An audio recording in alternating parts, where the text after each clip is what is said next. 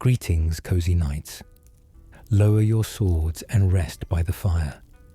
Tonight, we journey through the hidden encounters buried deep within the world of Dark Souls 3, waiting in shadows and silence for those patient enough to find them.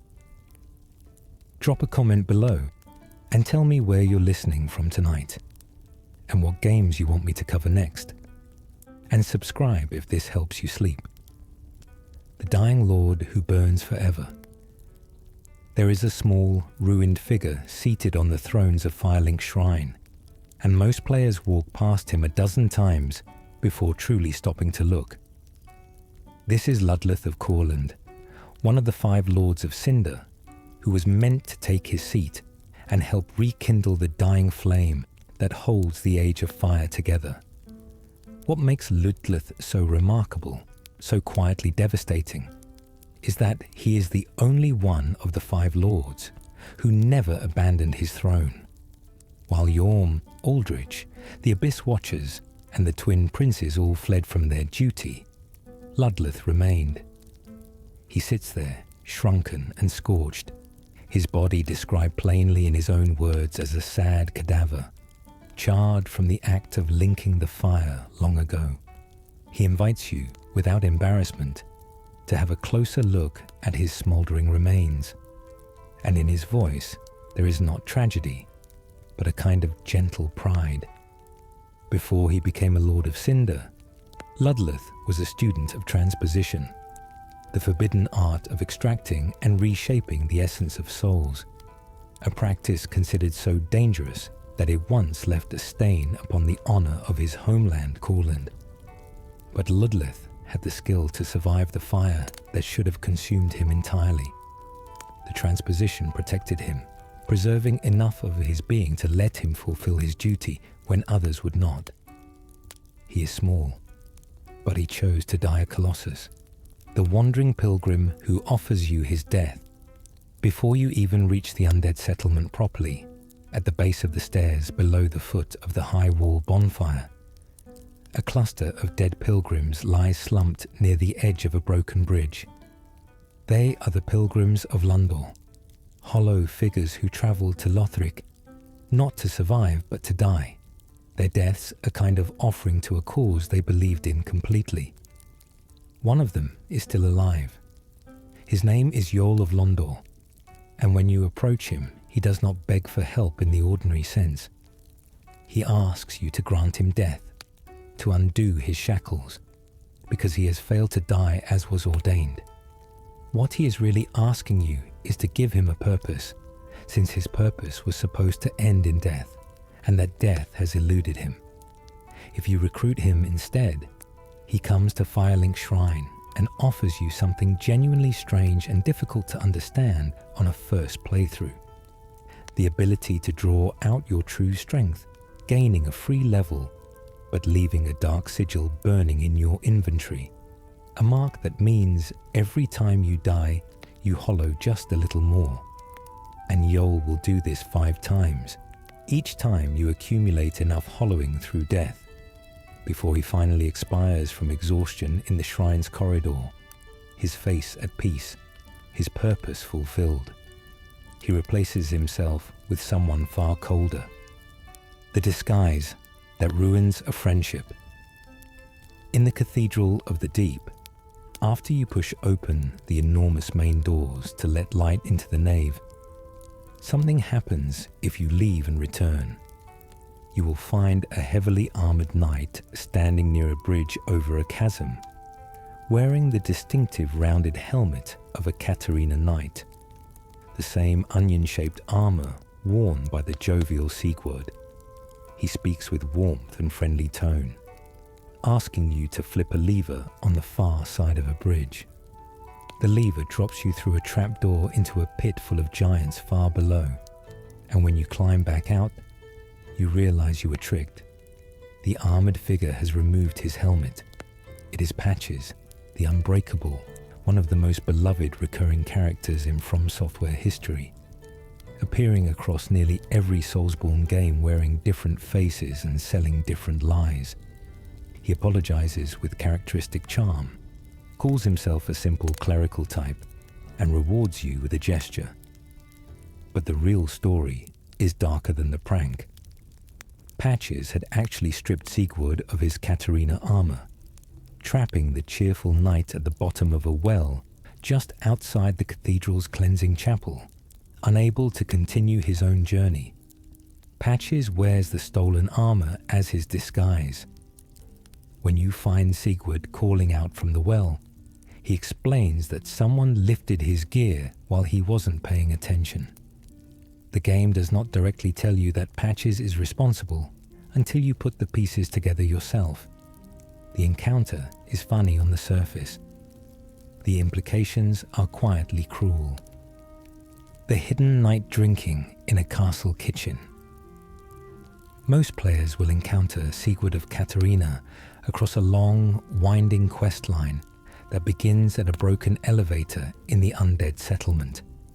If you push him onto the lift by standing near him at just the right moment, both of you will ride it upward together to face a fire demon in a dark courtyard below.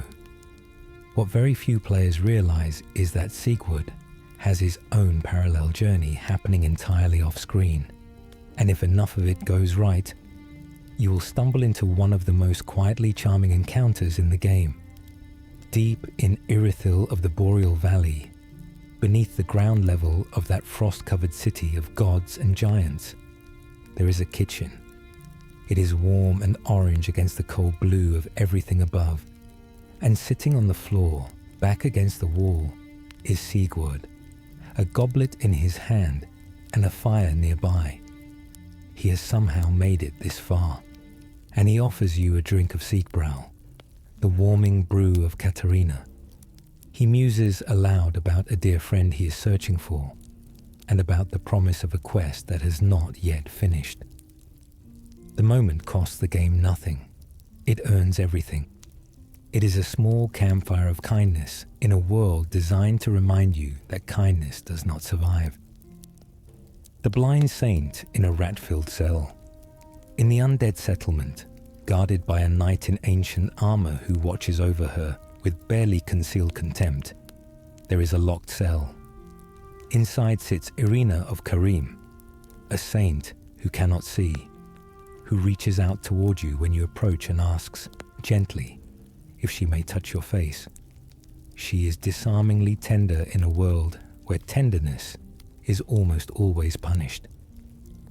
Irina came to Lothric seeking to learn miracles, to gather forbidden knowledge written in Braille and embossed onto divine tomes that hold both healing light and abyssal darkness between their covers. If you free her and guide her carefully, only giving her tomes of light miracles and never letting her read the dark ones, she will blossom into something unexpected. A second firekeeper, ascending the tower of Firelink Shrine and offering you the same power to level up as the firekeeper inside. But this outcome is easy to miss and easy to ruin. The tomes she absorbs shape what she becomes. One dark miracle purchased from her is enough to set her on the wrong path. Enough for the corrupted knowledge to overtake the light she carries. Her guardian, Aegon of Karim, watches and judges you throughout. He made a promise to end her suffering if she ever fell to darkness, and he means it. The Mad Knight who waits for your betrayal. Aegon of Karim is easy to miss as a significant encounter because he is presented first as an obstacle. A heavy-set knight sitting by a locked gate in the undead settlement who tells you in a rather bored voice that he is allied to you only as long as you keep the girl safe. His armor is enormous and ancient. He wields a great hammer called Morn's Great Hammer and carries the moaning shield, which moans softly when held because it was embedded with the soul of a woman against her will. Most players will recruit Irina and then more or less forget Aegon exists until something goes wrong. If you purchase even one dark miracle from Irina, giving her corrupted knowledge that begins to hollow her from the inside, Aegon appears just past the Udex Gundir bonfire, fully hostile, armored and furious, ready to fulfill his vow by destroying you. The fight is punishing, but the real weight of it is in what it represents. A man who swore to protect someone, who watched you lead her into darkness, who decided that you have broken your end of the arrangement. If Irina instead becomes a firekeeper, Igon eventually stops appearing, and players who explore back to her original cell in the settlement will find his armor lying on the ground. No note, no ceremony, just the discarded shell of a knight who found the one ending he considered acceptable. The assassin hidden among the statues. In the church of Yoshka in Irithil of the Boreal Valley, your companion, Henri of Astora, waits near the bonfire in a moment of quiet rest. The church is still and cold, its stone interior lit with pale silver light. Henri tells you they have reached the city, speaks of their quest to find and slay Aldrich, and teaches you the quiet resolve gesture with a kind of subdued gratitude. Most players collect this, have a conversation, and move on. What they miss is in the corner of the church, near the entrance, behind the door, a cluster of perfectly ordinary-looking statues. One of them is not a statue. One of them is a pilgrim of Londor in the chameleon spell's disguise, sent specifically to assassinate Henri and allow the Uria questline to progress toward the Lord of Hollow's ending. If you leave the church without attacking those statues, the pilgrim will silently step forward and kill Henri when you are gone. You will never see it happen. Henri will simply not be where they should be the next time you look. The statue never announces itself as dangerous, never moves while you are watching. The game trusts you to notice, to wonder, to act. Most players don't. The Hollow Warrior in the cave, who stopped being himself. Horace the Hushed is a companion to Henri of Astora, introduced at the Road of Sacrifice's bonfire as a silent, steadfast fighter who never actually speaks, communicating only in grunts, which Henri accepts completely and with clear affection. Horace is one of the few people in this world who managed to escape from Aldrich's captivity as a child, and that escape cost him something that never returned. As you progress deeper into the catacombs of Carthus, Horace disappears from Henri's side. He falls into the smouldering lake below when the old rope bridge is cut, and when you find him again, deep in a dark side cave near the entrance of the lake, he is no longer himself. The abyss has taken what was left of him. He charges at you on sight, swinging without recognition or mercy. Henri, if told of his location, will travel there and be killed by him, unable to reconcile what she is seeing with the person she knew. The game asks you to make a terrible choice. Kill Horace and spare Henri, or tell Henri the truth and watch her make a decision that costs her everything. There is no option that feels clean. There is no ending that feels like enough. The deserter sitting in the ashes. When you first arrive in Firelink Shrine, a hunched figure sits on the steps near the bonfire. He introduces himself as Hawkwood, and everything about him projects defeat. He calls himself a deserter from the undead legion of Farron, one of the great warrior covenant that swore to patrol the swamps and the abyss beyond.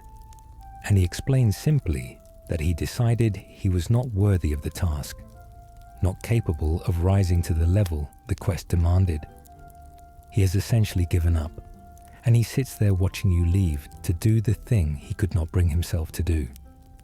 What many players never discover is that Hawkwood has a second chapter waiting quietly in the distance. After the Abyss Watchers are defeated, he vanishes from the shrine. After several more bosses fall, he can be summoned for the fight against Okeros, the Consumed King, suggesting that something about the Dragon's Garden has drawn his attention. And far later, in Archdragon Peak, the secret area behind the illusion in Irithel dungeon, Hawkwood finds what he has been looking for. The path of the dragon, the old covenant of those who sought to emulate the ancient everlasting stone of the dragons. He sends you a letter challenging you to a duel for the twinkling dragon stones you may have already collected. You fight him in the ruins where you defeated the Abyss Watchers, and he comes at you now with the Farron Greatsword, moving like someone who has made a decision and will not step back from it. The crow that collects shining things. On the roof of Firelink Shrine, accessible by purchasing the tower key from the Shrine Handmaiden for 20,000 souls, and making your way through the tower to the bridge above. There is a bird's nest embedded in the roof tiles. When you approach it, a voice calls out with pure, uncomplicated delight. You, me, pickle pea, me, pumper-rum. The crow cannot be seen. She exists only as a voice, a presence, and an outstretched desire for the shiny things you carry. This is Pickle Pea, Pumper-Rum, a recurring character across the Soulsborne games under different names. Always an invisible crow, always trading treasures for treasures with rules that are never fully explained. In Dark Souls 3, she will exchange a homeward bone for the iron braces of Solaire of Astera's armor, requiring several trades spread across the game's available items before his full set can be reconstructed through her alone. She will take a cold sword fragment and give back a titanite slab. She will accept Loretta's bone, a key quest item for Greyrat's storyline, and return a ring of sacrifice. Each trade can only happen once per playthrough. The crow rewards exploration and curiosity, and asks nothing more difficult than a willingness to give something up. The Shrine Handmaiden, who knows every dead face, the old woman who runs the shop inside Firelink Shrine, seems at first like a simple merchant, ancient and weathered, sitting in the same chair as every hollow vendor in a From Software game. But she carries a specific mechanic that rewards the player for exploring NPC questlines all the way to their ends. Every time a merchant or significant NPC dies in Dark Souls 3, they leave behind an ash. When you bring that ash to the Shrine Handmaiden, she adds their inventory to her own stock permanently. She is absorbing their memories, their goods, the last traces of who they were. Greyrat's ashes unlock his stolen collection. Orbek's ashes unlock his sorcery scrolls. The Handmaiden never comments on these deaths. She does not mourn or celebrate. She simply adds the items to the list with the same quiet efficiency she has always shown, and her shelves grow heavier with the accumulated losses of everyone around you. The boy who reads in the dark, Orbek of Vinheim, is one of the most easily missed NPCs in the entire game. He sits in a dark, crumbling library area in the Road of Sacrifices, the Crucifixion Woods. Visible only if you explore off the beaten path and approach the building without immediately pressing toward the boss. He refuses to speak to you if your intelligence is below 10, which locks him away entirely from players who built for strength or faith. Even if you meet his requirements, his questline has a hard deadline. Give him at least one of the 4 scrolls he needs before you defeat the Abyss Watchers, or he decides you are not worth waiting for and leaves Firelink Shrine forever. His entire questline is one of the most conditional in the game, tied not just to his own survival, but to whether Yuria of Londo ever appears, because Yuria will eventually request his death as a demonstration of your loyalty to her cause. You can kill him for her. You can protect him and lose her approval. He never knows about any of it. He is simply a sorcerer from Vinheim who came to Lothric looking for lost spells and found nothing but an empty kingdom, and a strange traveller who happened to have what he was searching for. The letter you never sent. Greyrat, of the undead settlement is introduced in one of the most disarmingly human moments in Dark Souls 3. He is locked in a cell on the lowest level of the high wall of Lothric, a small, hunched thief with gentle eyes and a guilty conscience. He asks you, before he asks anything else, to carry a blue tearstone ring to a woman named Loretta. He says only that she looked after him, that he wants her to have something. He does not elaborate. He simply hopes you will go out of your way for someone you have never met, for reasons a stranger has not fully explained. When you find Loretta, she is already dead. There is no conversation to be had, no reunion to witness. You can either keep the ring or give it to her corpse, and neither option changes anything that happens next. Greirat, when told, accepts this quietly and comes to Firelink Shrine anyway. The ring, the dead woman, the unopened request, they all exist only to tell you, without spelling it out, that Greirat has been carrying this particular weight for a long time. The thief who gets saved by an enemy. One of the most surprising and mechanically complex hidden encounters in all of Dark Souls. 3 involves Greirat, Patches, and Sigurd, converging on the same problem from completely different directions. When Greirat leaves Firelink Shrine on his second scavenger mission, heading into the frozen city of Irithyll of the Boreal Valley, he will die there without intervention. There are 2 ways to save him. Either ensure that Sigurd of Katarina has completed his own quest line far enough to be present in the area, or make sure Patches is still in Firelink Shrine when Greirat departs, that you have not bought Sigurd's stolen armor from him, and that you tell Patches where Greirat has gone. When Patches finds out his old friend is in danger, he closes up shop, disappears from the shrine, and goes out into Irithyll to find him. He returns after you defeat a boss, selling a single hidden blessing and saying nothing about what happened. Greirat returns alive with barely a comment beyond mentioning a peculiar onion knight. The fact that these 2 storylines, built on theft and betrayal on Patch's part, ultimately converge into an act of genuine rescue is one of the small miracles of Dark Souls 3's NPC writing. The undead woman who remembers the moon. In the Cathedral of the Deep, behind a locked door inside the structure of Rosaria's chamber, there is a covenant leader named Rosaria, mother of rebirth, who sits in absolute stillness on her throne, surrounded by soft, pale light. She never speaks. She has no voice at all, because her tongue was taken from her long ago by her own son, as the item description of the obscuring ring will quietly confirm, if you know to look.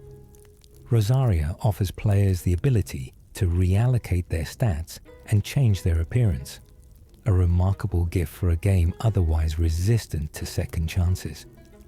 She also leads the Rosaria's Fingers Covenant, which involves invading other players' worlds and bringing back pale tongues. What many players never discover is the layered family history buried in item descriptions connecting Rosaria to the Holy Knight Hodrick, to Cirrus of the Sunless Realms, and to a tragedy that spans generations, all of it told through the items of people who loved her or wronged her, never through any direct explanation. The Darkmoon Blade who hunts her own grandfather. Cirrus of the Sunless Realms is introduced early in Firelink Shrine as a young woman in silver armor who wants nothing to do with you, specifically asking you to keep your distance and not interfere with her business. She does not explain that business for a very long time. What she's actually doing, across the length of her entire quest line, is hunting down the man responsible for the fate of her family. Holy Knight Hodrick, her grandfather, went hollow in the pit of hollows beneath the undead settlement, and he now draws other hollow warriors to his side through the Moundmaker's Covenant, the wildcard covenant of Dark Souls 3. whose members invade worlds and kill indiscriminately, not caring whether they strike friend or foe. Cirrus will call upon you for help twice before the final confrontation. Once, to fight the NPC invader Crichton the Wanderer in the frozen valley of Irithyll, and once near the curse-rotted Greatwood in the settlement where her grandfather waits. If you help her defeat Hodrick, she leaves her armor at a grave outside Firelink Shrine, alongside the Sunless Talisman, a final wordless thank you from someone who never let herself be openly grateful. The wandering assassin who keeps showing up. Patches is the kind of character who should feel repetitive by now. He appeared in Demon's Souls as the aggressive, treacherous knight who kicks you into a pit for fun. He appeared in Dark Souls as the same. He reappears in Dark Souls 3 wearing new clothes over the same soul. And yet somehow, every encounter with him lands differently than the last. In Dark Souls 3 alone, he disguises himself as a Katarina Knight, tricks you over a trapdoor, traps you in the bell tower, apologizes while laughing, sells you things at modest prices, asks after a man he stole from, quietly saves that man's life when no one is watching, and gives you a rusted coin when you catch him in his first lie. He is charming not despite his dishonesty, but somehow because of it, because the game never pretends he is better than he is, and because his moments of unexpected loyalty feel earned against the backdrop of everything he has done. If you never buy Sigurd's stolen armor from him, and you tell him where Gryra has gone, Patches will stop pretending that other people's problems have nothing to do with him. Just this once. The exile guarding, nothing but memories. In Farron Keep, the slow rotting swamp of the Road of Sacrifices, deep in the poisonous muck between 3 fire-lit towers, there is a massive stone wolf sitting at the center of a rickety wooden structure just past the bonfire. This is the old Wolf of Farron, and interacting with it admits you to the watchdogs of Farron Covenant, the group sworn to guard the graves of the undead Legion long after the Legion itself crumbled. The wolf does not speak. It is enormous and still, wrapped in the old Covenant oath like a statue built to outlast the people who made it. What most players never examine closely enough is the texture of what the watchdogs represent. They are defenders of a tomb, guardians of the memory of warriors who died trying to contain the abyss. The Covenant's badge is shaped like the grass of Farron, the same grass that frames Hawkwood's parting gift to the blacksmith Andre. The wolf sits and waits for someone to remember what it was all for, and most players simply collect the badge and move on without asking. The sorcerer, sitting in the dark swamp. Near the halfway fortress bonfire in the Road of Sacrifices, beyond the open courtyard where crossbow-wielding hollows snipe from elevated positions, there is a crumbled building on the other side of the marshland. Inside, seated in shadow, is Orbeck of Vinheim. He is a sorcerer who fled here from the Grand Sorcery School of Vinheim, and he speaks with quiet caution, asking about your intelligence before he says anything of substance. His questline rewards patience and planning, requiring you to find 4 separate sorcery scrolls scattered across Lothric and bring them to him before specific boss fights void the entire relationship. The scrolls include the Sage's Scroll in the Road of Sacrifices, the Logan Scroll in the Grand Archives, the Crystal Scroll also in the Grand Archives, and the Golden Scroll in the Consumed King's Garden. He will teach you some of the most powerful sorceries in the game in exchange, including Pestilent Mist, a spell so destructive in the right circumstances that some players build their entire approach to certain boss fights around it. And then, quietly, he leaves. The Covenant leader you can only find if you're already dead. The Moundmaker's Covenant in the Undead Settlement is one of the most unusually discovered factions in the game. You do not join it through a shrine, a statue, or a straightforward conversation. Instead, while exploring the rooftops and bridges of the settlement, you encounter a tall, thin man standing near a hanging cage who calls out to you with a curious invitation. He asks you to climb inside the cage. He does not explain why. He does not explain what will happen. Cage Man, as he is universally called by the community, is in fact Hodrick, Cyrus's grandfather, and if you comply and get inside the cage, he will carry you to a hidden area, the Pit of Hollows, where you will be surrounded by hollow warriors and where, if you find and speak to Hodrick himself in the middle of the pit, he will award you the Mound Maker's badge. The covenant he leads is chaotic in the most literal game design sense. Mound Makers can invade both enemy worlds and allied worlds, attacking anyone present without covenant alignment. The badge itself looks like a cluster of tiny headstones.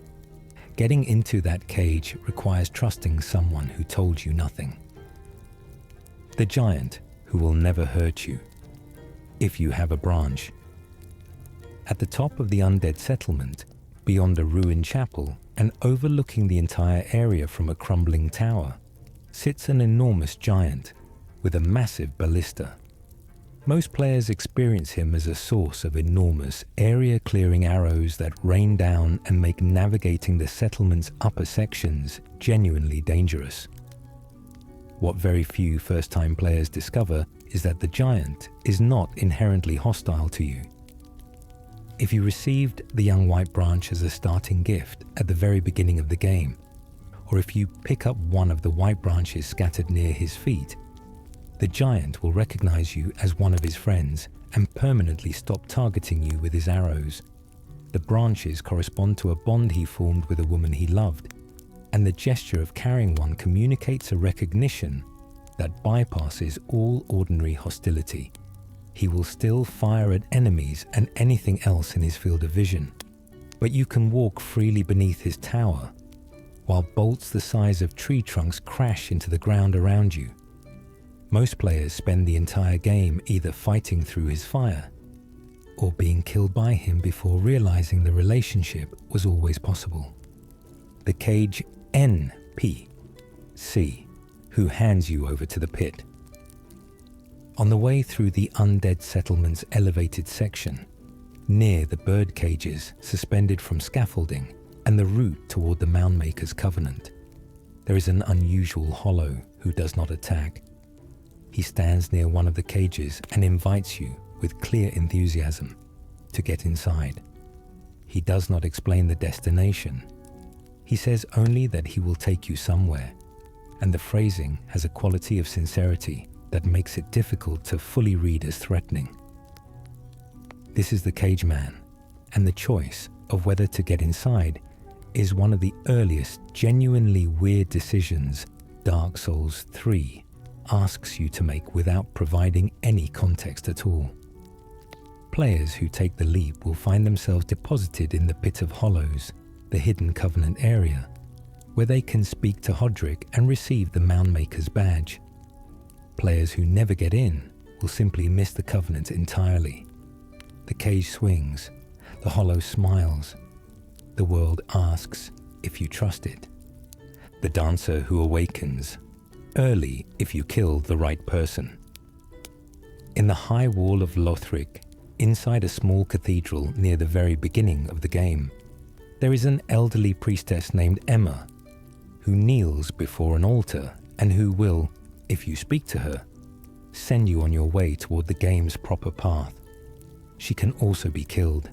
If you kill Emma early, before the game intends for her death to happen, the boss area above her altar immediately transforms. The enormous, intricate fog wall fills the space, and the dancer of the Boreal Valley emerges, one of the most spectacular and difficult bosses in the game. A tall, swirling figure in tattered trailing cloth, who fights with two intertwined swords in a style described in her soul description as a grace that should never have been demanded of a slave. She should not be encountered until much later in the game, when her arena is accessed after defeating all 3 lords. Killing her early is one of those wild subversions of the expected order that From Software has hidden in the game structure, almost like a reward for players willing to do something uncomfortable. The mimic that breathes and waits. Dark Souls 3 is full of treasure chests. A significant number of those treasure chests are mimics, enemies disguised as chests that will grab you the moment you press the interact button and begin chewing on you with enormous serrated jaws. Distinguishing a mimic from a real chest requires observation.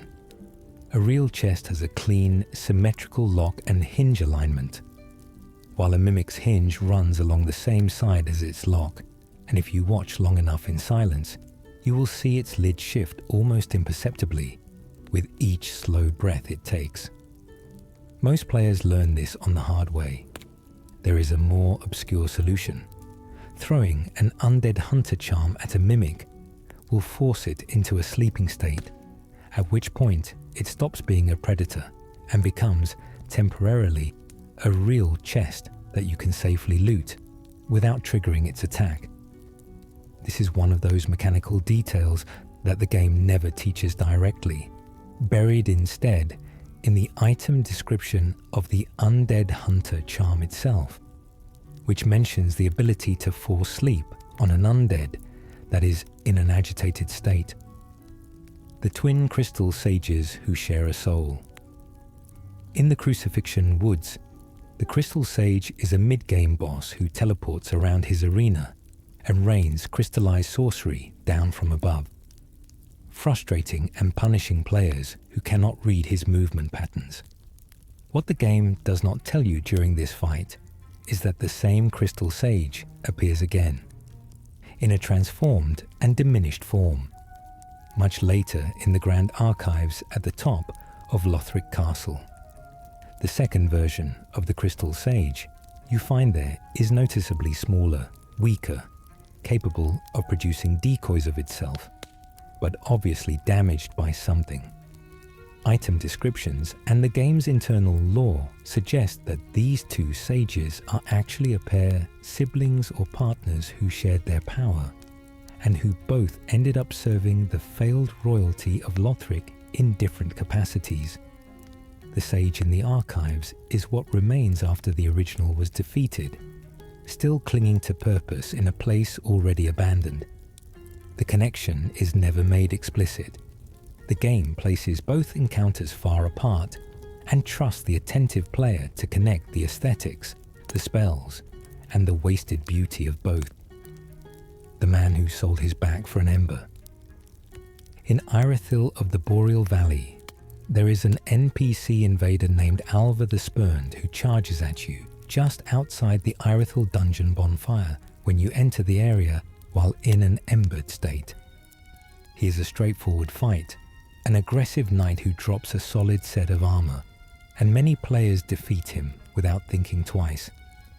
But Alva has a storyline buried entirely in item descriptions that turns him into one of the more quietly sorrowful figures in the whole game. Alva was a great wandering knight who loved a woman named Zuli the Witch, who seduced him away from his original mission of escorting a saint across the continent. Zuli herself eventually died in the process of trying to corrupt him, and Alva, unable to let her go, continued carrying her research after her death, essentially devoting his afterlife to the work of someone who had tried to destroy him. He invades your world with no conversation, no warning, and no acknowledgement of any of this. The story only exists in 3 item descriptions. Most players loot his armor and walk on.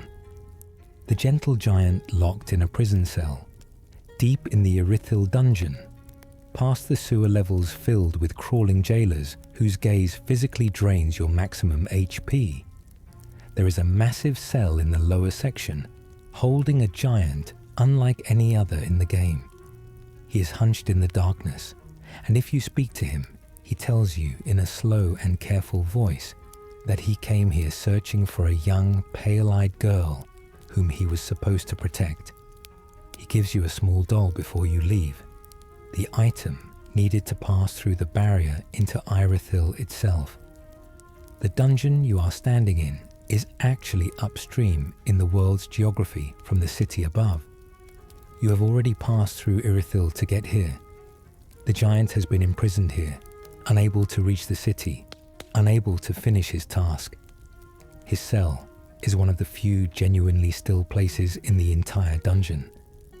Most players collect the doll and leave quickly, eager to get out of the jailer-infested corridors, and do not stop to wonder what it cost him to survive here long enough to give it to them.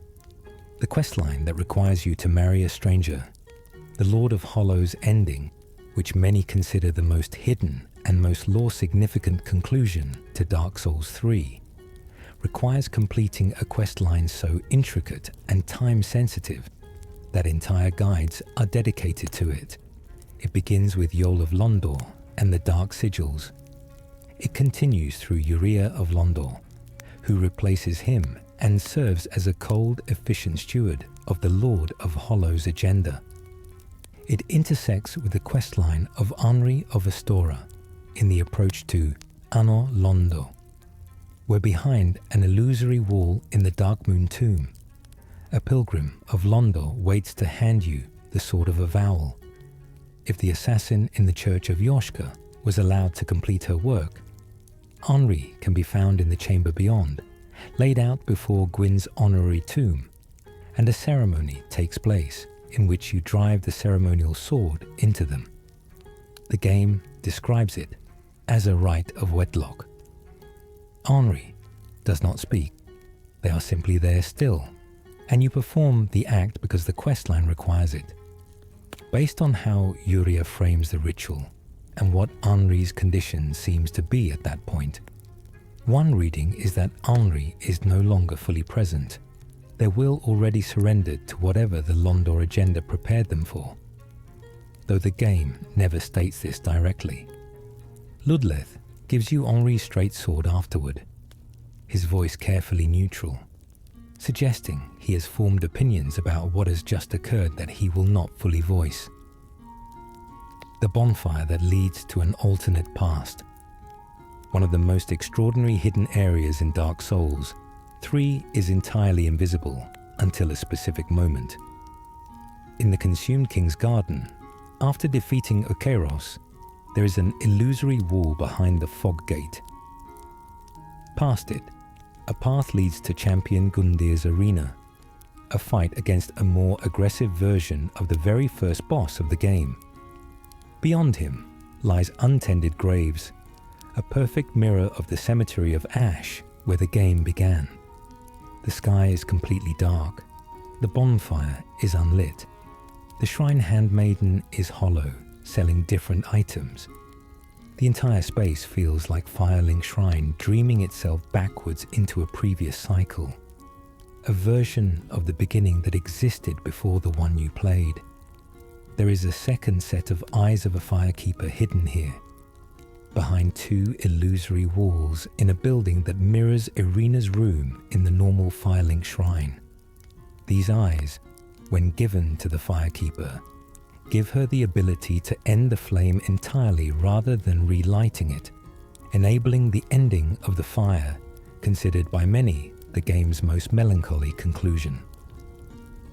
The seabound man who dreams of the sky. In the Cathedral of the Deep, there is a covenant dedicated to the thing sleeping inside the cathedral itself.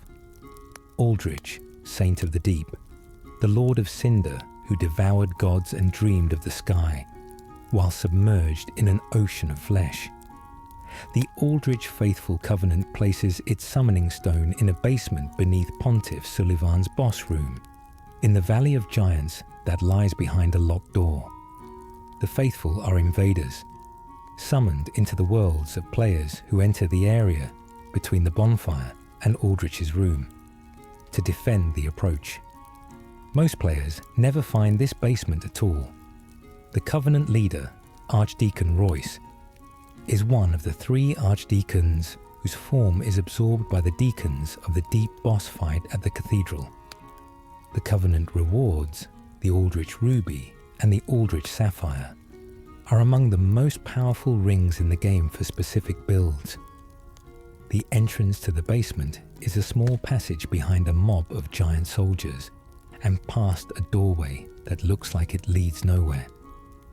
Most players run past it entirely on the way to something else. The Silver Knight, whose armor doesn't belong to him. In Anor Londo, the city of the gods at the center of Irithel, of the Boreal Valley, 2 Silver Knights guard the long staircase leading to Aldrich's door.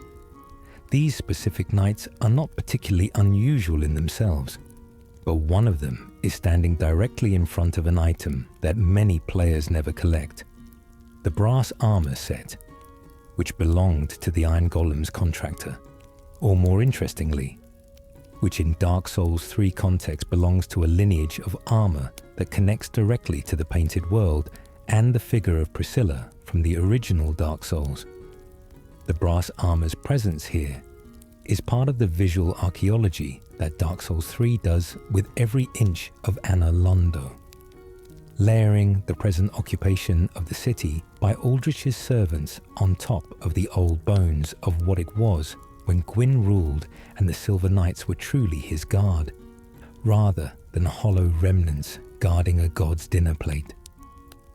The Sorcery Lecturer, Orbeck's final lesson.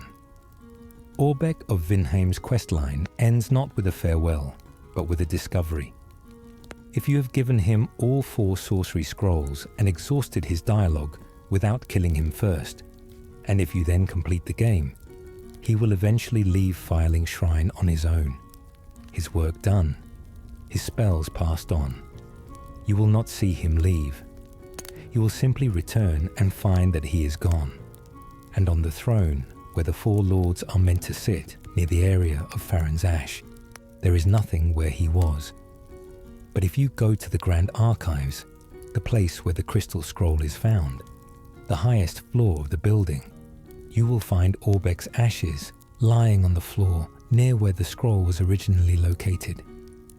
He came back to the place he was searching for. He completed whatever it was he came here to do. The ash is the only evidence. It can be given to Yuria as proof of his death if you are following her questline, and she will reward you for it. The game does not specify whether Orbeck died there willingly or whether something found him. The Firekeeper, who knows something she will not tell you. The Firekeeper of Firelink Shrine is one of the few NPCs in the game who seems to inhabit a different layer of time than everyone else. She tends the bonfire with the practiced calm of someone who has done this before in many cycles, with many Ashen Ones, and who understands the pattern even if she cannot break it. If you speak to her with the eyes of a Firekeeper in your possession, her tone shifts. She tells you of a distant flame, a cold darkness like the deep sea, a vision she can now see because of what you have brought her. She can feel the possibility of the flames ending, the possibility of an age without fire, and her voice becomes something between terror and wonder. And if Ludleth knows you have visited her with the eyes, he will speak quietly of a foul betrayal, suggesting that what you are showing her is knowledge she was never supposed to receive. The Firekeeper holds every secret the game has ever told her. She simply waits to see what you will do with them. The mimic that hides on the rafters. In the Grand Archives, past the point where the windows open and the gargoyles begin flying overhead, there is a rafter section reached by climbing up from the interior of the building. Most players treat it as a transition zone, moving through quickly to avoid the hostile wax-headed scholars who roam the space. Halfway along the rafters, in a corner that is easy to miss in the low light, a chest sits that appears to be treasure legitimately placed for the explorer. It is a mimic. The particular frustration of this specific mimic is that the rafter section requires navigating around several dangerous enemies first, and the sudden grab attack from something you thought was safe after all of that can send players tumbling off the edge entirely. The Grand Archives contains more mimics per square foot of floor plan than almost anywhere else in the game, suggesting that whoever stocked the library was either extremely paranoid or had a very dark sense of humor about scholarship. The Dragon School Ring, hidden behind fake architecture, in the rafters of Firelink Shrine, accessible only from the roof drop or through the tower, and a series of ledge descents, there is an illusory wall at the far end of the wooden walkway. Most players who ever find the rafters at all are looking for the Estus Shard, sitting on a beam nearby, collect it, and leave. The illusory wall hides a chest containing the covetous Silver Serpent Ring, one of the most useful early game items in Dark Souls 3, because it increases the number of souls you receive for every kill, significantly accelerating leveling in the first half of the game. There is no marking, no hint, and no logical reason to try hitting the wall at the far end of a set of rafters most players navigated to by accident. The discovery is purely the reward for someone who hits every wall they encounter, which is itself one of the unwritten lessons of every Dark Souls game, going back to the very first. The Deacon who holds a city's memory. In the Cathedral of the Deep, the boss encounter with the Deacons of the Deep is one of the most visually overwhelming early game fights in Dark Souls 3. A sea of robed figures pressing from every direction, lit from below by the glow of the deep. Most players understand this as a mob fight and react accordingly. What the encounter is actually depicting, according to the item descriptions and the Covenant lore, is 3 specific archdeacons of the cathedral's order, Royce, MacDonald, and Klimt, merging their spiritual authority with the bodies of their congregation to form a single amplified entity. The archdeacon's great staff is held by one of them. The soul description tells you that they absorbed the power of the soul of the pontiff to create the boss's oversized clerical fire. These are not just random hollow priests. They are 3 named leaders conducting a ritual that has consumed their entire flock. The Purging Monument's cruel joke. The Ringed City DLC contains one of the most deliberately misleading hidden objects in any From Software game. Partway through the swamp at the base of the Ringed City, past the enormous spread of human dregs scattered across the poisoned water, a small stone obelisk can be found standing alone, inscribed with text promising to reverse hollowing and lift curses. This is the Purging Monument, and it will offer to reverse hollow or lift curses for a number of souls. Players who interact with it expecting the promised relief will find that the cost in souls is far beyond reasonable. The inscription is read differently depending on your perspective. The monument is not lying exactly, but the relief it offers is financial rather than spiritual, and the sum it requests suggests whoever installed it had a very cynical understanding of what desperate people will pay for. It is the cruelest kind of joke, a sign that says help is available, placed in a location where everyone passing it genuinely needs help, designed to take the last of what they have for something they could find elsewhere for free. The Crucifixion Woods Sleeping Invader. On the Road of Sacrifices, just past the Crucifixion Woods bonfire and heading toward the Crystal Sage's arena, there is an NPC invader named Yellowfinger Heisel who will invade your world in an embered state. She is a member of Rosaria's Fingers, the same covenant that Cirrus is hunting, and she charges at you with a hand scythe and offensive sorceries. Her appearance here is aggressive and unexpected on a first playthrough, arriving in an area that is already difficult to navigate due to the poisonous water and the large crabs that patrol it. What makes her a more significant encounter than she first appears is the condition that makes her significant later.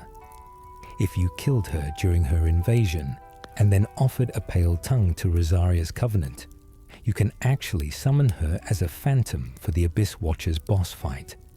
This means she can become an ally in the fight immediately after trying to kill you in the swamp. A conversion from enemy to phantom that depends entirely on the player making a choice that directly fails Sirrus's questline simultaneously. The Farron Watchdog's Territorial Warning. In Farron Keep, the large wolf-like wolf at the center of the Covenant Hall acts as a passive guardian and Covenant emblem dispenser, but the Watchdogs of Farron as an active Covenant are almost entirely invisible to players unless they are on the receiving end of them.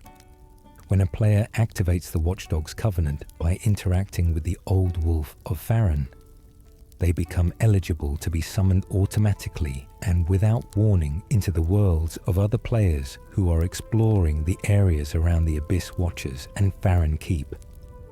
The summon happens without asking. You are simply transported into another world and must defeat them to return. Players who have never joined the Covenant often have no idea why they are being invaded by a phantom with a wolf's motif. The Covenant badge is given by petting the enormous wolf's snout, which means you are required to reach up toward the fanged face of something that is significantly larger than you and make a gesture of greeting. Most players hesitate. The wolf does not move. The sunken city beneath the cathedral. The Cathedral of the Deep contains more vertical geography than most players ever explore. Below the main floor, accessible through the crypt areas that wind beneath the cathedral's foundations, there are rooms filled with coffins, narrow corridors patrolled by grave wardens, and a deep, damp atmosphere that feels entirely separate from the pale grandeur of the cathedral above. Hidden within these underground passages are the deep-brailed Divine Tome, one of the dark miracle books that will corrupt Irina if given to her, and the entrance to a hidden ladder that leads back up to the cathedral's upper level via a completely different route than the intended path. Most players who speedrun through the crypt area for the bonfire and the boss door never realize the extent of the underground geography they are standing on top of. The crypt beneath the Cathedral of Deep-Sea Devotion is its own self-contained world, and it is far older and far stranger than the one above. The crow trapped in a body. In the Road of Sacrifices, just before the halfway fortress bonfire, and clustered among the rocky hillside paths, there are figures called Corvian storytellers, crow-like humanoids who lead groups of other Corvians and who, if you approach too closely, will emit a piercing cry that summons nearby Corvians to swarm you. They are described in their item drops lore as heretic storytellers who share tales of the painted world with forlorn souls, their bodies and staves tainted by whatever it means to carry that knowledge. The storyteller's staff they drop is one of the game's more unusual tools. It casts miracles and pyromancies rather than sorceries, a combination almost no other catalyst in the game offers, and its skill releases poison spores from the parasitic things living inside the staff. The Corvians themselves are crow-like humanoids who appear throughout both the base game and the Ashes of Ariandel DLC, beings who carry the memory of the painted world in their blood and who exist in a perpetual state, somewhere between grief and madness. The storytellers are not safe to ignore, but in a game that frequently punishes curiosity, they are at least creatures who are trying, in their own way, to tell you something. The Blue Sentinel, who waits for your call. The Blue Sentinel's Covenant is one of the most passive ways to participate in online play in Dark Souls 3. After receiving the Covenant badge from Horus the Hushed at the Halfway Fortress bonfire, players who equip the badge become eligible to be summoned automatically into the worlds of other players who are being invaded by an opponent while wearing the Way of Blue Covenant. the blue sentinels arrive as blue phantoms, specifically to counter invaders, defending the host of the world while offering their own experience at risk. The encounter requires nothing active on your part. Simply wear the badge, and you will periodically be whisked away into a stranger's desperate fight. The relationship between Way of Blue, Blue Sentinels, and Blades of the Dark Moon forms a kind of invisible defensive alliance that most solo players will never directly witness. A layer of community protection that only appears when someone is already in trouble. The weapon whispering in Firelink's tower. Inside the bell tower adjacent to Firelink Shrine, which requires the tower key, there is a locked door partway up the spiral staircase that opens with a simple key you might already be carrying. Behind it, a ladder and a drop led down to a small ledge where the corpse of a swordmaster sits, holding the Uchigatana and the master's attire. The swordmaster himself, if encountered from the outside of the tower near its base, will attack without warning and wield his curved blade with the kind of fluid aggression that signals a character who has been refined by long practice. He drops the same items, whether you beat him in the open courtyard or find the corpse version later. The tower visit itself is also where patches will lock you in if certain conditions are met, closing the gate behind you with cheerful malice and forcing you to find an alternate route down from the bridge, dropping through coffins and ledge hopping to escape while Patches watches from outside and offers mild apologies. The sleeping giant who fires from the sky. The giant at the top of the undead settlement tower, the one bombarding the lower settlement with ballista fire, is connected to a secret that reshapes how players understand both the giant in the dungeon and the gesture of the White Branch. In the original Dark Souls, the 4 giants imprisoned beneath Drangleic in Dark Souls 2 were treated as tools and condemned by a world that feared their size. In Dark Souls 3, the Tower Giant and the Dungeon Giant seem to be representatives of a diminished species that still remembers what it was to care about something smaller than itself. The Tower Giant's willingness to spare anyone carrying a white branch, specifically because it was the token he shared with the girl he protected, whose pale eyes he still looks for, is one of the clearest demonstrations in the game that the enemies of this world are not simply obstacles. They are people who were here before you and who will be hereafter. The Exile Knight at the keep's back door, at the entrance to Farron Keep, right at the moment where the poisoned swamp becomes visible and the stakes of what you are about to wade through become clear. 2 Exile Knights guard the path. These are not standard hollow enemies. They are large, well-armored, and unusually aggressive, and they fight each other as well as you if they aggro simultaneously, which means you can sometimes let them reduce each other before engaging. The Exile armor set they drop is one of the heavier and more visually striking sets available early in the game. More significantly, the Exile Knight's presence here is unexplained.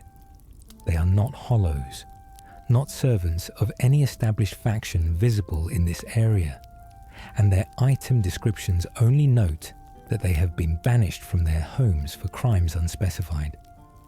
They are simply here, at a gate, doing what exiles do in this world, guarding a threshold because there is nothing left to go home to.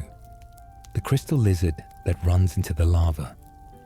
In several locations throughout Dark Souls 3, particularly in the Smouldering Lake and the areas around the catacombs of Karthus, crystal lizards appear on the ground before your approach and immediately bolt in what seems like a random direction, carrying rare upgrade materials and requiring you to chase them before they vanish into the environment. The most irritating of these encounters happens in the Smouldering Lake itself, where a crystal lizard will scurry directly into the lava if you do not cut off its path at exactly the right angle. What many players do not realize is that the lizard does not simply despawn when it hits the lava. It sinks into the surface and can still be killed with a well-timed ranged attack or a precisely thrown projectile during the few frames it is visible in the molten rock. The upgrade material it carries, typically a twinkling titanite, makes the effort worth it for players who found the approach at the right time. The dead woman at the road's edge. Loretta, the woman Greirat asks you to find and give his ring to, is one of the most quietly devastating details of the entire high wall of Lothric section. She is easy to miss because she is presented as ordinary scenery. A corpse slumped near a ledge, holding nothing unusual, in an area full of other corpses. She is not labelled. Her name appears only when you read the description of the blue tearstone ring Greirat gives you, and then only if you are paying close enough attention to connect the name to the body before you. The ring was meant to be a gift. The gift arrived after the receiver was already gone. You can give the ring to her corpse or keep it, and the game does not reward you differently for either choice. But the fact that you are asked to do something kind for a stranger, and that stranger is already dead when you arrive, is a specific and deliberate kind of sadness. The game built a whole small emotional arc just to show you what it looks like when the gesture comes too late. The blacksmith who holds the messages of the dead. Blacksmith Andre in Firelink Shrine is one of the most reliable presences in the game. Always at his anvil, always willing to reinforce your weapons, always speaking in the same gruff tone of someone who has learned to find comfort in work. But Andre holds a function that many players discover only by accident. He serves as the receiver for messages left by NPCs when those NPCs are unable to find you themselves.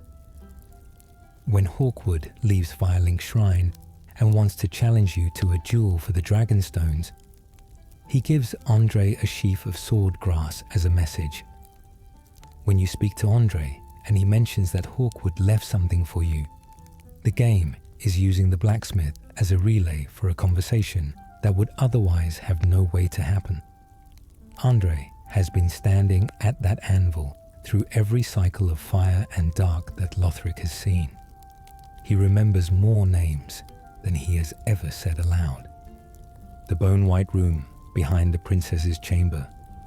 In the Grand Archives, after the long climb through wax-covered scholars, ladder tricks, and the golem-guarded upper levels, there is a secret passage behind an illusory wall near the final stretch toward the Twin Princes. Past it, a short corridor leads to a room with an unusual item on a stone pedestal. This is one of several rooms in the archives that feel like they were private spaces before the grand building was abandoned, places where specific people worked or stored specific things.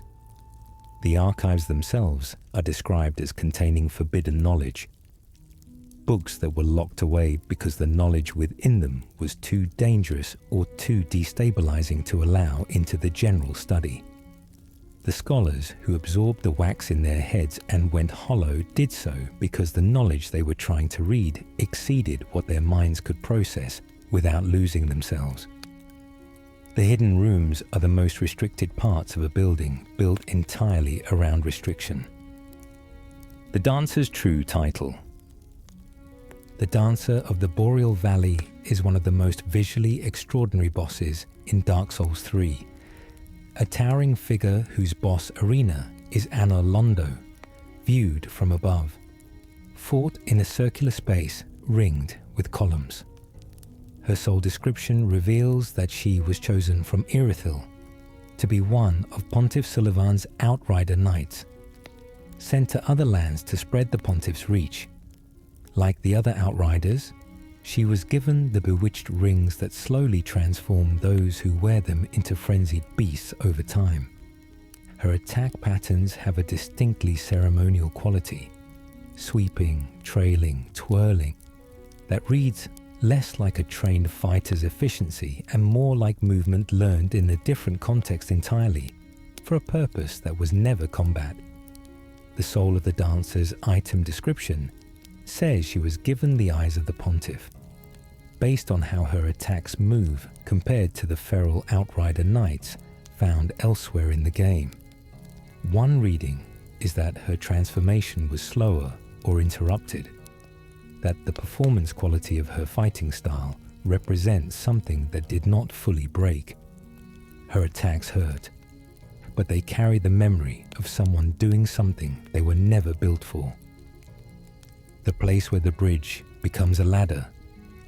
In the catacombs of Carthus, the rope bridge that crosses a chasm partway through the level is one of the most useful environmental interactions in the entire game, and one of the most invisible on a first playthrough. If you strike one of the two wooden supports at the ends of the bridge, the entire bridge drops and converts into a ladder, allowing descent into the smouldering lake below, where the old Demon King and Horus the Hushed both await. The game does not suggest this. There is no glimmer around the supports, no item description that mentions the bridge, no NPC dialogue that references it. The world simply trusts that you will eventually wonder what happens if you hit the bridge, the way you eventually wonder what happens if you hit a wall. Most players discover it through a guide or through another player's advice. The ones who find it themselves tend to remember the moment very specifically. The winged knight with a forgotten faith. At the top of the high wall of Lothric, before the path toward Vort of the Boreal Valley's boss room, a winged knight patrols the rooftops. These heavily armored figures with angelic wing-like pauldrons are among the most punishing enemies in the early game, with enormous halberd attacks that can corner you against battlements with no safe way to roll. Most players remember winged knights as pain rather than as mythology. But the Winged Knight Armor's lore notes that these were knights of the Church of the Way of White, the dominant faith of the series going back to the original Dark Souls, who chose to embody their devotion through augmentation of their bodies with the appearance of angels. They are not actually divine creatures. They are men who decided that dressing like the sky would make them closer to what they served. The wings do not fly. The faith they represented has largely collapsed into hollowness. The armor remains, and so does the violence of whatever is still inside it. The jailer who drains time. The Irithel dungeon is home to one of the most mechanically unusual enemy types in Dark Souls 3. The jailers, the hinged figures in robes who carry lanterns, do not deal conventional damage to you when their light hits your body. Instead, their gaze physically reduces your maximum health, represented by the white bar that retreats inward from your health gauge, lowering your effective ceiling until you rest at a bonfire. In a dungeon already designed around attrition and exhaustion, the jailers represent a very specific kind of threat. They do not try to kill you outright. They reduce how much space you have to survive in. The longer you stay in their light, the smaller your margin for error becomes. The lore behind them suggests they were the caretakers of the profaned capital before it burned, servants of the pontiff assigned to watch over the imprisoned. What they are watching over now, in a dungeon far removed from any meaningful purpose, is unclear. They simply continue their rounds. The Corvian settlement that dreams of a better world. In the ashes of Arendelle DLC, the Corvian settlement is a village of crow people who are divided on a single point of doctrine. Some of them want the painted world to be set on fire, to be destroyed and reborn, following the Crow Lord Corvian chief, who encourages the burning. Others want to protect the painted world from the flame and from the outside. refusing the suggestion that it should end. This schism produces actual enemy behavior. The Corvians who want the world to burn will attack you on sight, while some of the others are passive. The settlement itself is one of the most visually elaborate in any Dark Souls game. A collection of rickety structures built from rotting wood and bundled feathers, stacked precariously above the snowy landscape of the painted world. It exists at an angle to the game's main content, requiring the DLC and a willingness to explore past the obvious path. The empty armor that guards an archive. Before you can enter the Grand Archives, you must pass through one of the most atmospheric boss fights in the game. On the high rampart of Lothric Castle, the Dragon Slayer armor waits. An enormous hollow suit of plate, wielding a great axe and a tower shield, animated not by any living will, but by the pilgrim butterflies circling above. Strange winged creatures who, based on what the item descriptions suggest, were once companions to the armor's original master in the Great Dragon hunts, and who took up residence in the empty shell when that master was gone. The armor remembers the hunts. It does not remember that they are over. What makes this encounter quietly unsettling beyond the spectacle of the fight itself is how completely the game withholds the armor's history. Whose armor is it? The description says only that it belonged to a dragon slayer from times long past.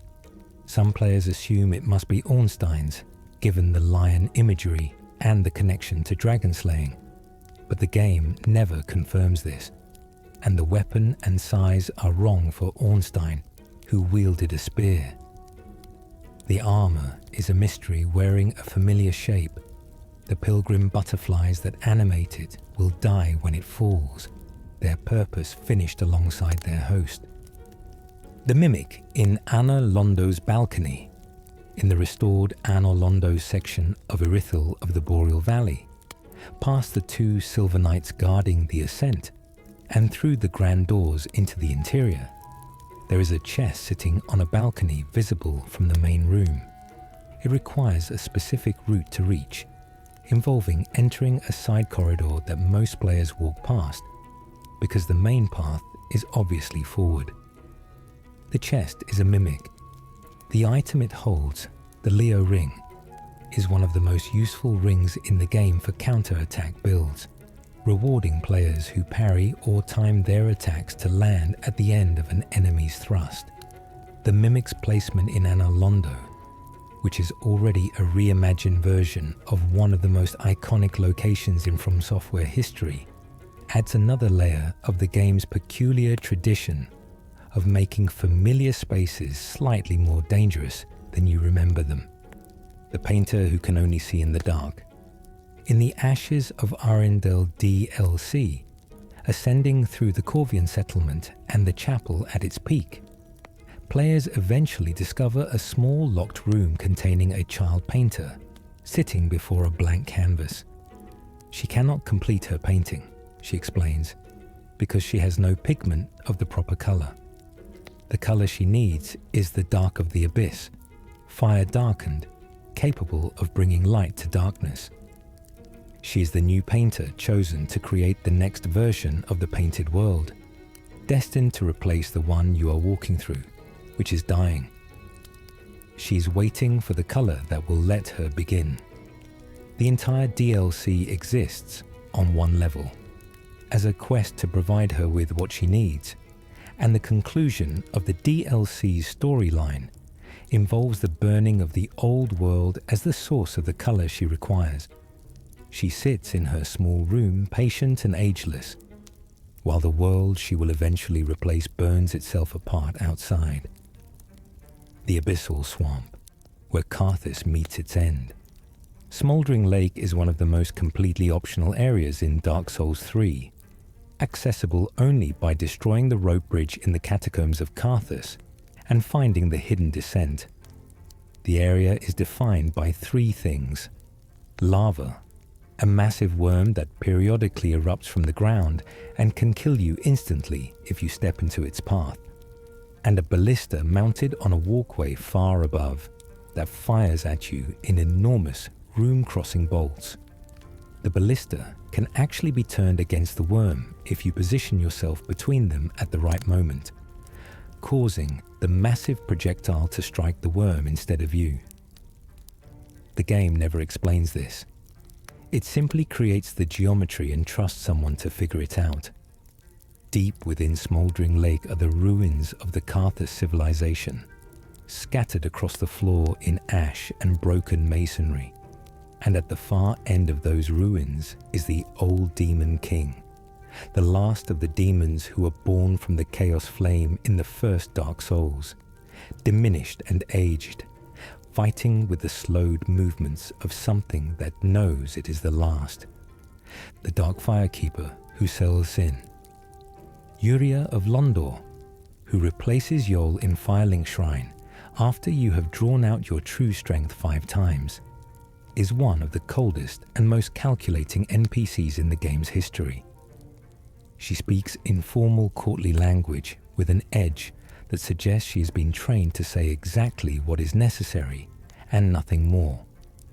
She sells specific items that no other merchant offers: the untrue dark ring, the untrue white ring, Londor's white shade set, and a bouquet of flowers whose description addresses her grandmother, hinting, though never confirming, at a family connection to the Shrine Handmaiden.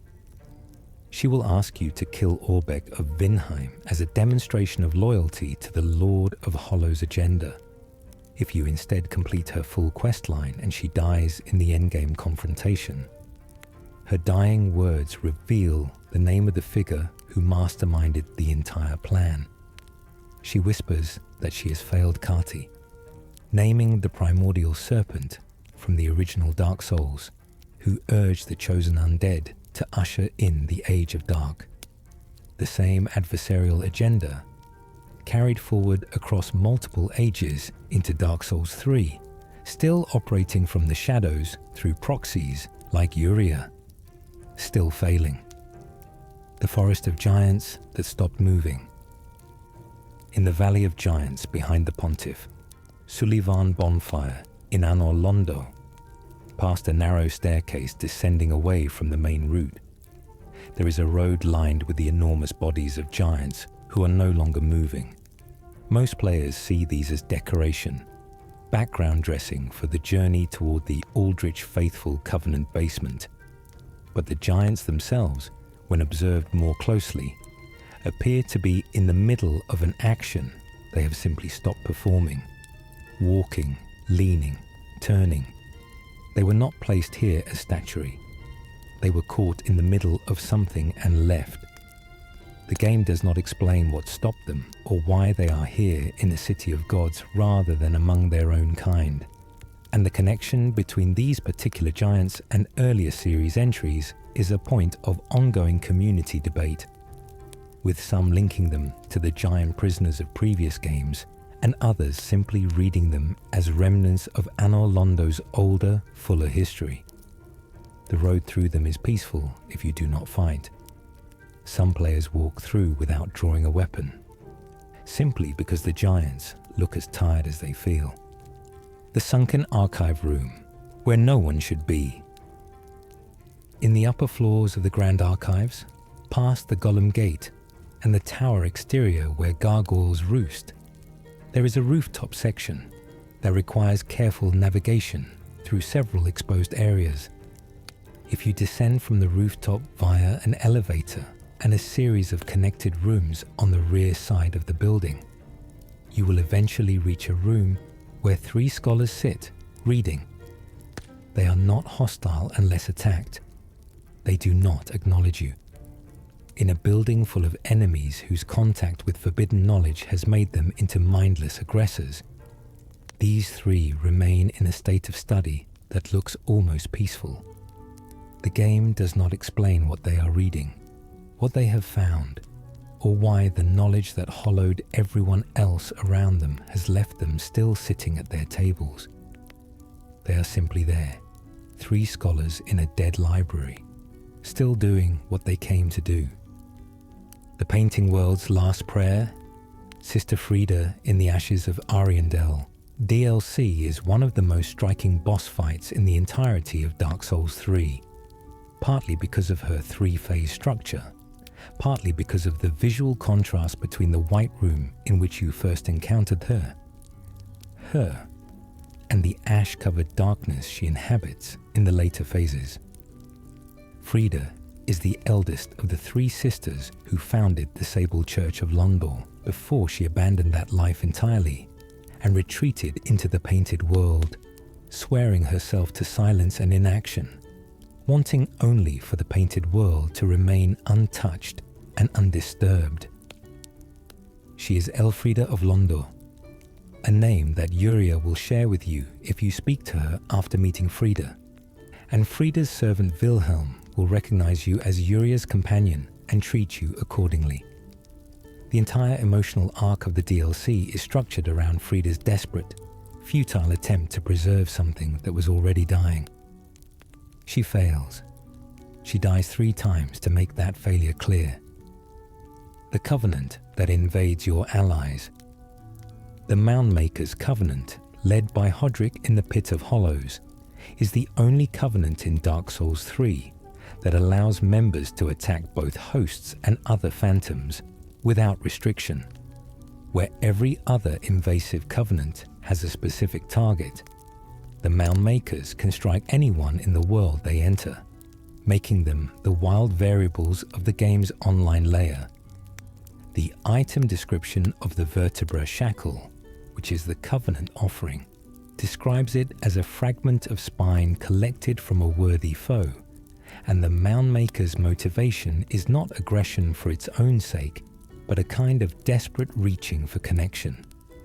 They are described as those who long to be entwined with others, who seek ties to any being they can find. The violent method is the tragedy. The desire behind it is recognizable. Getting the Covenant badge from Hodrick in the Pit of Hollows is only possible by choosing to trust a stranger's cage. The strangest application of the game's trust mechanics in the entire experience. The ring that makes you a different size. In Anor Londo, there is a ring called the Reversal Ring, sitting on a corpse at the back of the area near the giant water pool. The Reversal Ring swaps the player character's animations to those of the opposite gender, which is exactly as strange in practice as it sounds, changing the run cycle, idle pose, and movement animations completely. It has no combat effect and offers no stat benefit. It exists entirely as an optional cosmetic that most players never find and would not expect to discover in one of the most atmospheric boss approach areas in the game. This ring's presence in Anor Londo, of all places, sitting alone near the water in the City of Gods, is a very specific kind of From Software joke. The most serious location in the game holds one of the most pointlessly delightful secrets. The painting hidden inside a painting. The Ashes of Ariandel DLC contains a secret within its own secret. The painted world of Ariandel, the entire setting of the DLC, is accessed through a painting in the Cathedral of the Deep. Inside the painted world, in the depths of the area called the Depths of the Painting, there is a locked tower that requires finding a specific ladder and a specific drop to access. Inside the tower, there is an encounter and a view. From the top of this tower, you can see the full landscape of the painted world spread below, the scale of it becoming clear in a way it never is from the ground. The secret within the secret is not an item or a boss exactly, but a perspective, a place to stop and see the entirety of the world you have been walking through, arranged beneath you like a painting within a cathedral, nested like a set of increasingly quiet rooms.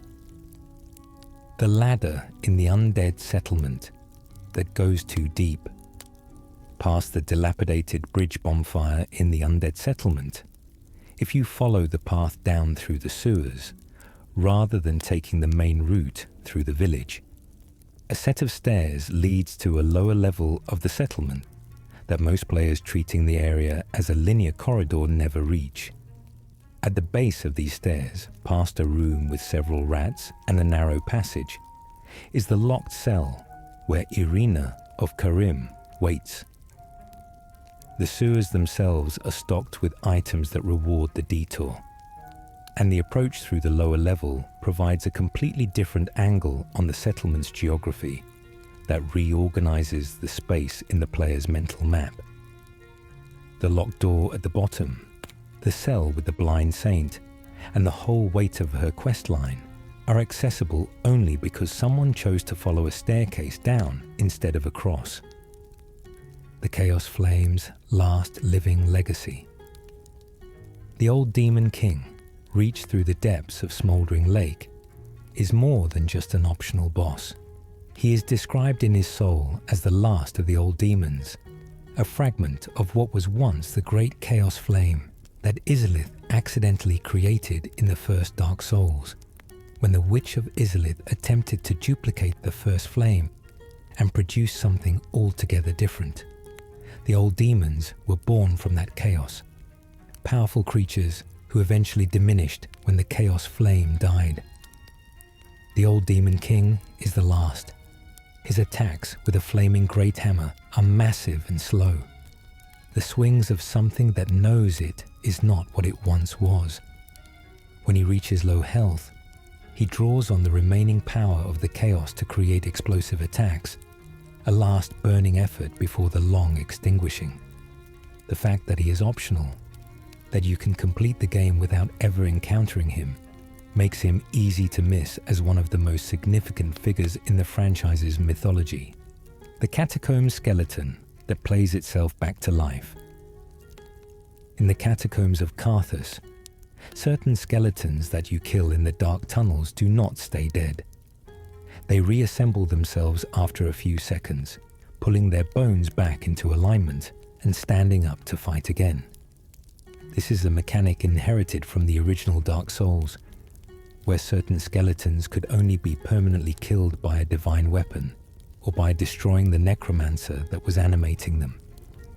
In Dark Souls 3, the self-resurrection is more explicitly tied to specific skeleton types associated with the magic of Wolnir, the ancient conqueror, whose name is still attached to the catacombs boss fight. High Lord Wolnir himself, when you tip his chalice into the fog gate, crashes through the mist like something enormous surfacing from the dark, arriving with golden rings on his fingers that are the only light in a completely black arena. The skeletons that he animated in the tunnels above are echoes of the same power that kept him moving long after everything else about him stopped. The hidden covenant beneath the giant's path. The Aldrich Faithful Covenant, located in the basement beneath the Valley of Giants, is accessed through a small doorway that is very easy to miss because it is framed on both sides by giants who will become hostile if you engage them, and because the doorway itself looks like an architectural feature rather than a navigable entrance. Inside the basement is MacDonald of the Boreal Valley, one of the 3 archdeacons who merged into the deacons of the Deep Boss, now standing alone in a narrow stone room, his cowl pulled low. He gives you the Covenant badge and nothing else. His quest line goes no further. He is simply here, at the end of his purpose, doing the one last thing left to him. The dead dragon that teaches a living gesture.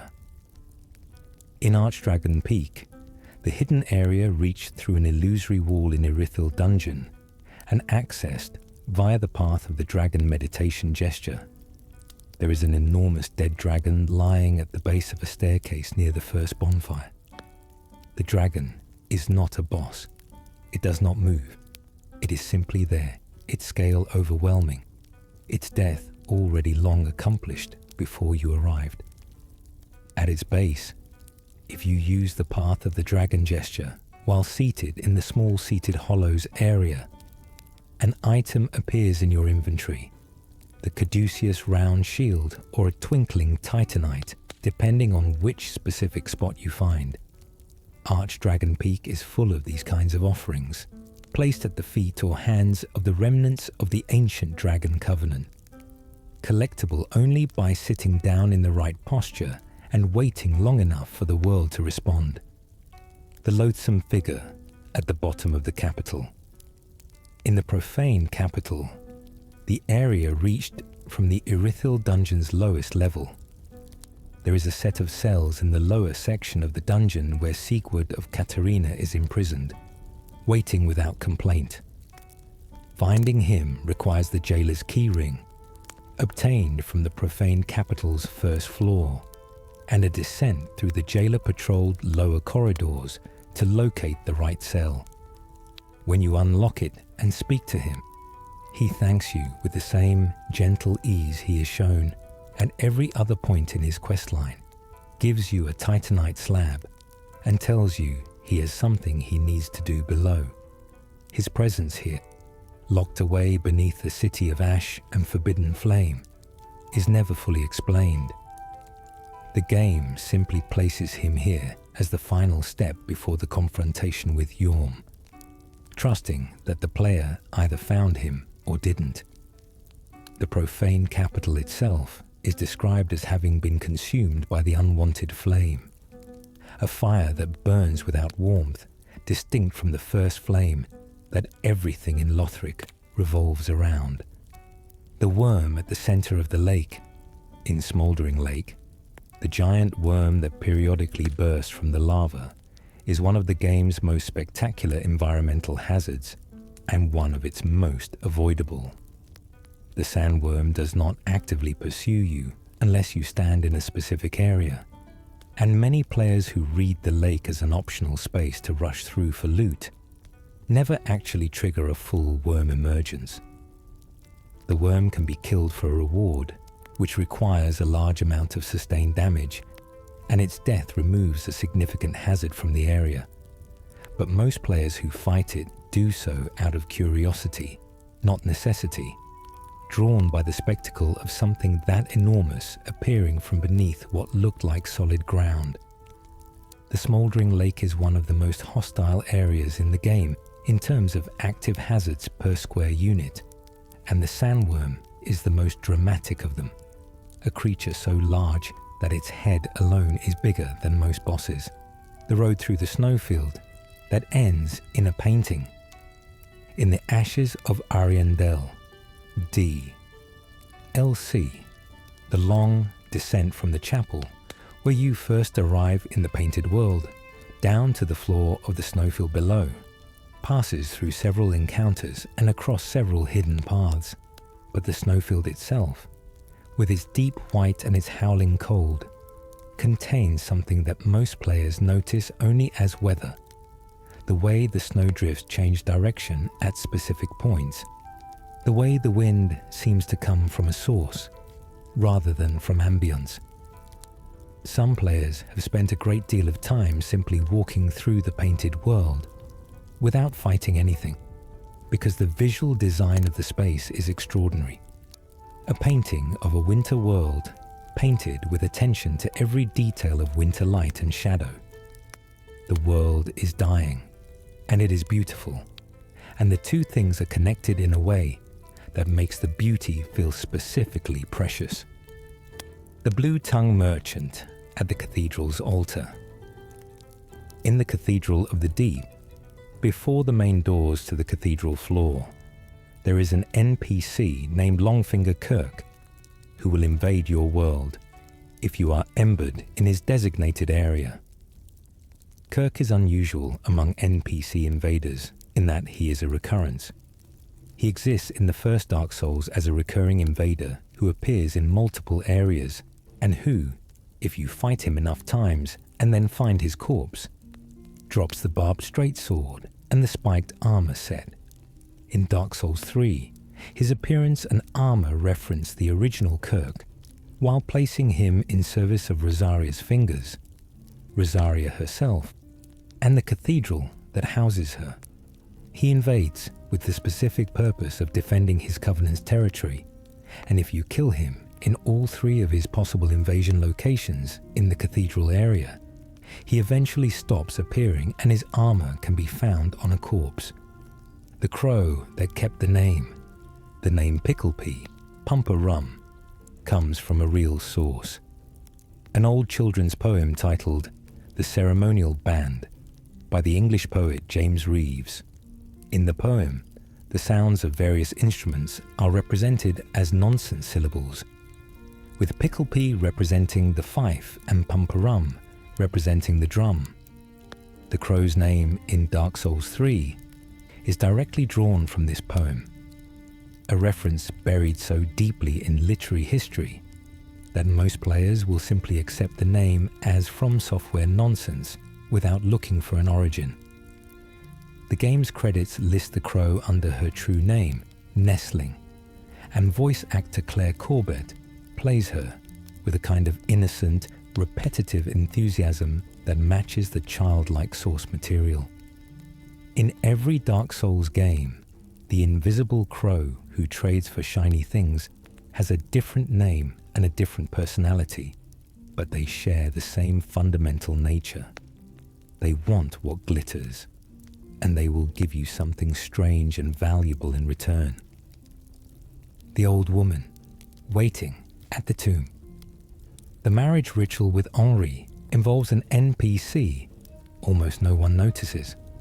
The pilgrim of Londor who waits outside the Dark Moon tomb, in the circular room at the base of the rotating staircase. She is disguised via the chameleon spell and appears as a statue until you approach. She hands you the Sword of Avowal and steps aside, and if you complete the ritual without killing her, she dies on her own afterward, dropping the chameleon spell beside her body. If you kill her before the ritual, you break Uria's questline permanently. This unnamed pilgrim has apparently travelled from Londor specifically to perform this one act, to stand in a cold corridor and hand a sword to someone she will never speak to again, for a ceremony whose purpose is not her own. She is one of the most invisible participants in any questline in the game, present at the most significant moment of the Lord of Hollows arc, named nowhere, remembered by almost no one who completes the questline she enables. The giant crab that guards the shallow water in the Road of Sacrifices, the Crucifixion Woods section contains several enormous crabs that patrol the shallow water between the bonfire and the Sage's arena. Most players fight one of them, are surprised by how resilient they are, and then learn to walk around the edges of the water to avoid the others. Their item description calls them Dark Dwellers, creatures that have adapted entirely to living in the tainted water, and they carry a specific upgrade material, the Sage's Coal, nearby, found on a corpse in a building past the water rather than on the crabs themselves. The crabs themselves are not connected to any questline or covenant in any mechanical way. They are simply enormous, ancient and territorial, guarding water that predates the kingdom you are trying to save. They charge with a speed that seems genuinely unreasonable for something that size, and most first-time players' mental map of the Road of Sacrifices is shaped significantly by where the crabs are and which routes avoid them. The room that mocks the player. At the very top of Firelink Shrine's tower, past the lift that patches may or may not trap you in, there is a single item on a corpse waiting at the top of the staircase. The Firekeeper Soul. Taking it gives the Firekeeper the ability to remove your dark sigils, healing your hollowing, but simultaneously voiding the Lord of Hollows questline. The placement of the item is a masterclass in temptation and consequence. It is a visually obvious reward at the end of an obvious climb, presented with all the clarity of something important. If you give it to the Firekeeper without understanding what it does, you will void a questline that was building since the very first hour of the game, with no warning and no confirmation prompt that what you are doing has permanent consequences. It is the game's most expensive tutorial about reading item descriptions before using them. The undead woman at the falls, past the dragon slayer. Armor boss room at the entrance of the Grand Archives. If you drop down from the rampart and head along the outside wall of the castle, you will find the body of Greirat of the undead settlement lying on the rooftop near the first spear gargoyle. Below a corner you can reach by jumping from certain ledges. His ashes can be collected there. The placement of his body is specific. Greirat came to Lothric Castle on his third scavenging mission and did not survive. He is the only NPC in the game whose death on this specific mission cannot be prevented regardless of what you do. Patches cannot save him here. Sequel cannot reach him. He simply goes, and the game eventually lets you find what is left of him at a height that suggests he was trying to reach something near the top of the castle when whatever ended him did so. The ashes unlock his full inventory through the shrine handmaiden. The armor that moans when you carry it. Aegon of Karim's shield, the moaning shield, is described in its item text as having a woman's face carved into it, a face that was embedded with her soul against her will.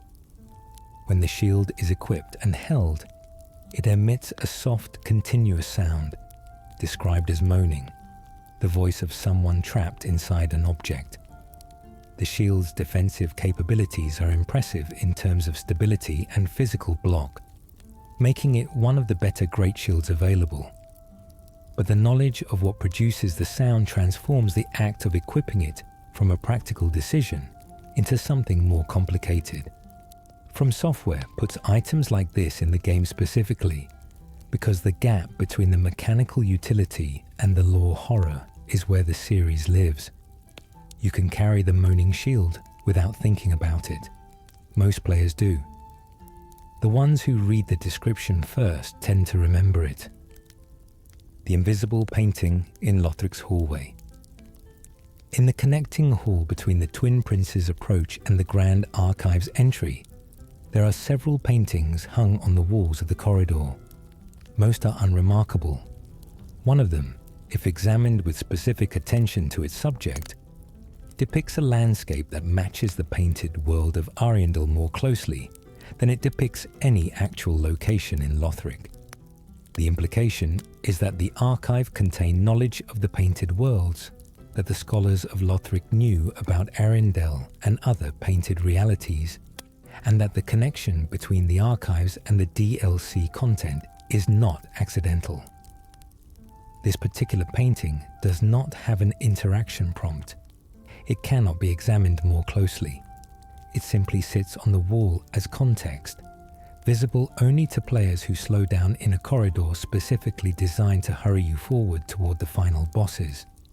The knight who carried his enemy's weapon.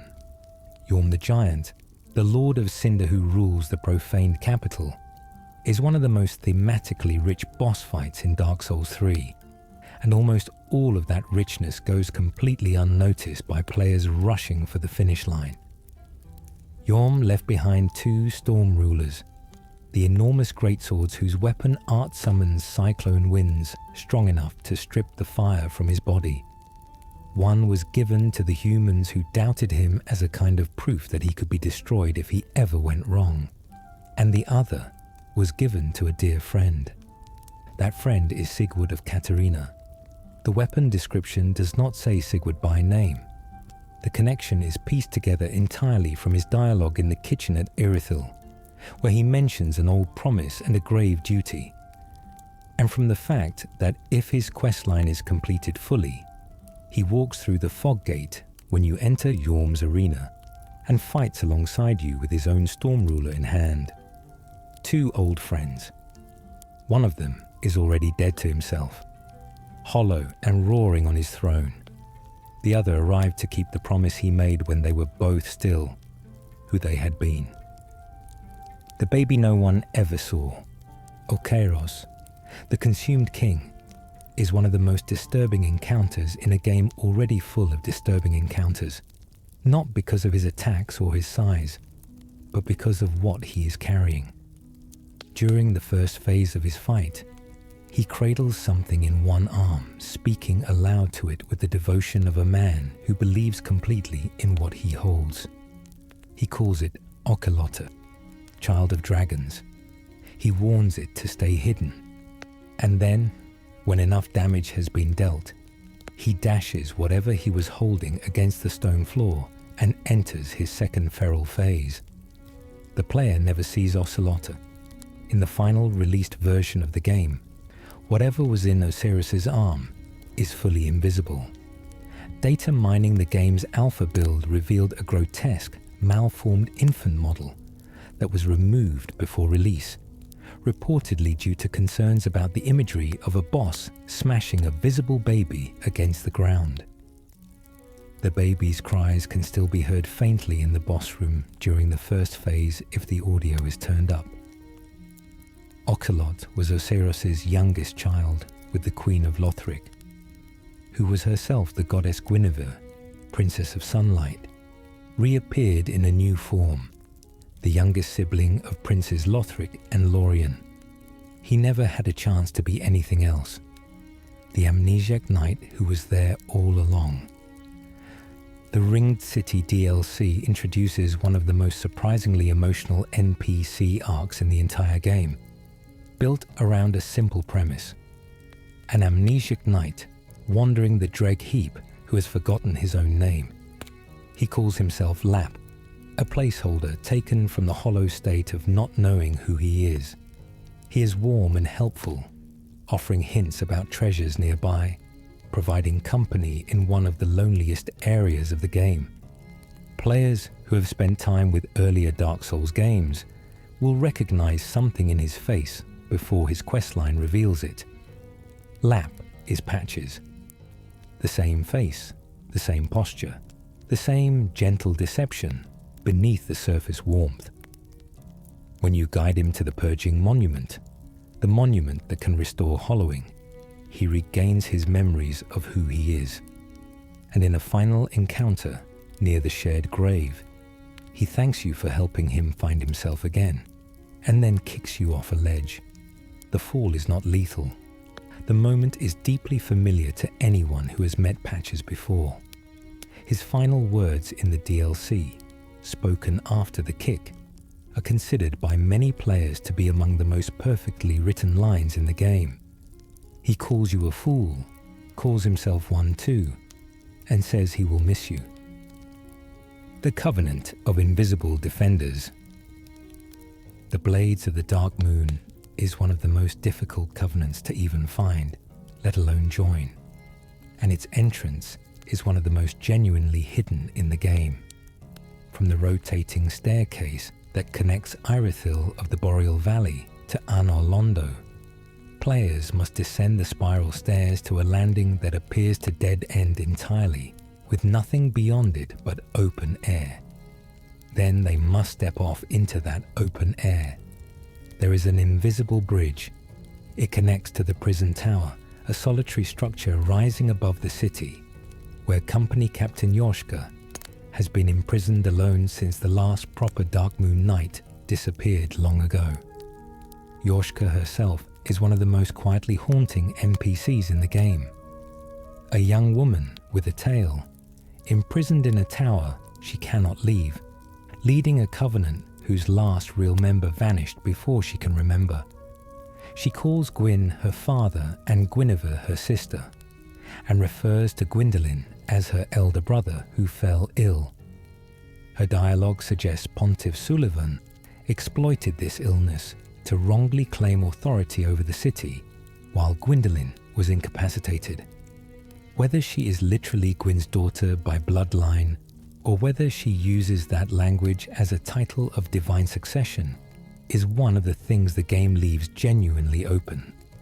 Though her physical resemblance to Priscilla from the painted world of Ariames, and the tower's geographic correspondence to Priscilla's tower from the first game, are details that have fueled considerable speculation. Joining her covenant requires performing the Dark Moon loyalty gesture in her presence, a gesture you can only have received from Sirius of the Sunless Realms, the knight who murdered his goddess. Ringfinger Leonhard is introduced early in Firelink Shrine as a lean, silver-masked figure leaning against the throne of Holy King Lothric, who gives you 5 cracked red-eye orbs without being asked, and teaches you the applause gesture with the attitude of someone who finds the whole situation mildly amusing. He has a burned face beneath his mask, a fact the mask's item description mentions casually, and he came to Rosaria's chamber specifically to be healed, and then chose, for reasons no one fully explains, to devote himself to her service instead. His questline eventually requires you to arrive at Rosaria's chamber and find her dead, her soul stolen, a black eye orb lying on her corpse. The orb carries her last sight. It is proof of vengeance, aimed at the world of her killer. Using it in the chamber where an illusion of Guinevere once appeared in Anor Londo allows you to invade Leonhard's world and fight him there, in a room that once held a god's image. He parries, casts sorceries, and moves with the fluency of someone trained in both disciplines. He drops the crescent moon sword and his silver mask. He never explains why he did it. The night the Pontiff sent far away. Pontiff Sullivan is the dominant figure of power behind Irithil of the Boreal Valley, the tyrant who installed himself after Dark Sun Gwyndolin fell sick, imprisoning the city's true leaders and directing its nightly orders into increasingly disturbing service. One of the orders he created was the Outriders, knights selected from Irithil and sent to foreign lands to spread his influence, commanded to never return. The Dancer of the Boreal Valley was one of these Outriders. The Pontiff gave each of them 2 bewitched rings, described in their item text as causing knights who peer into the black orb within them to be lured into battles of death, slowly transformed into frenzied beasts over time. The item descriptions note that Sullivan only provided these rings to knights dispatched to foreign lands, which could imply the transformation was itself the point. An Outrider knight eventually becomes an unstoppable, mindless guard, rather than a soldier with divided loyalties.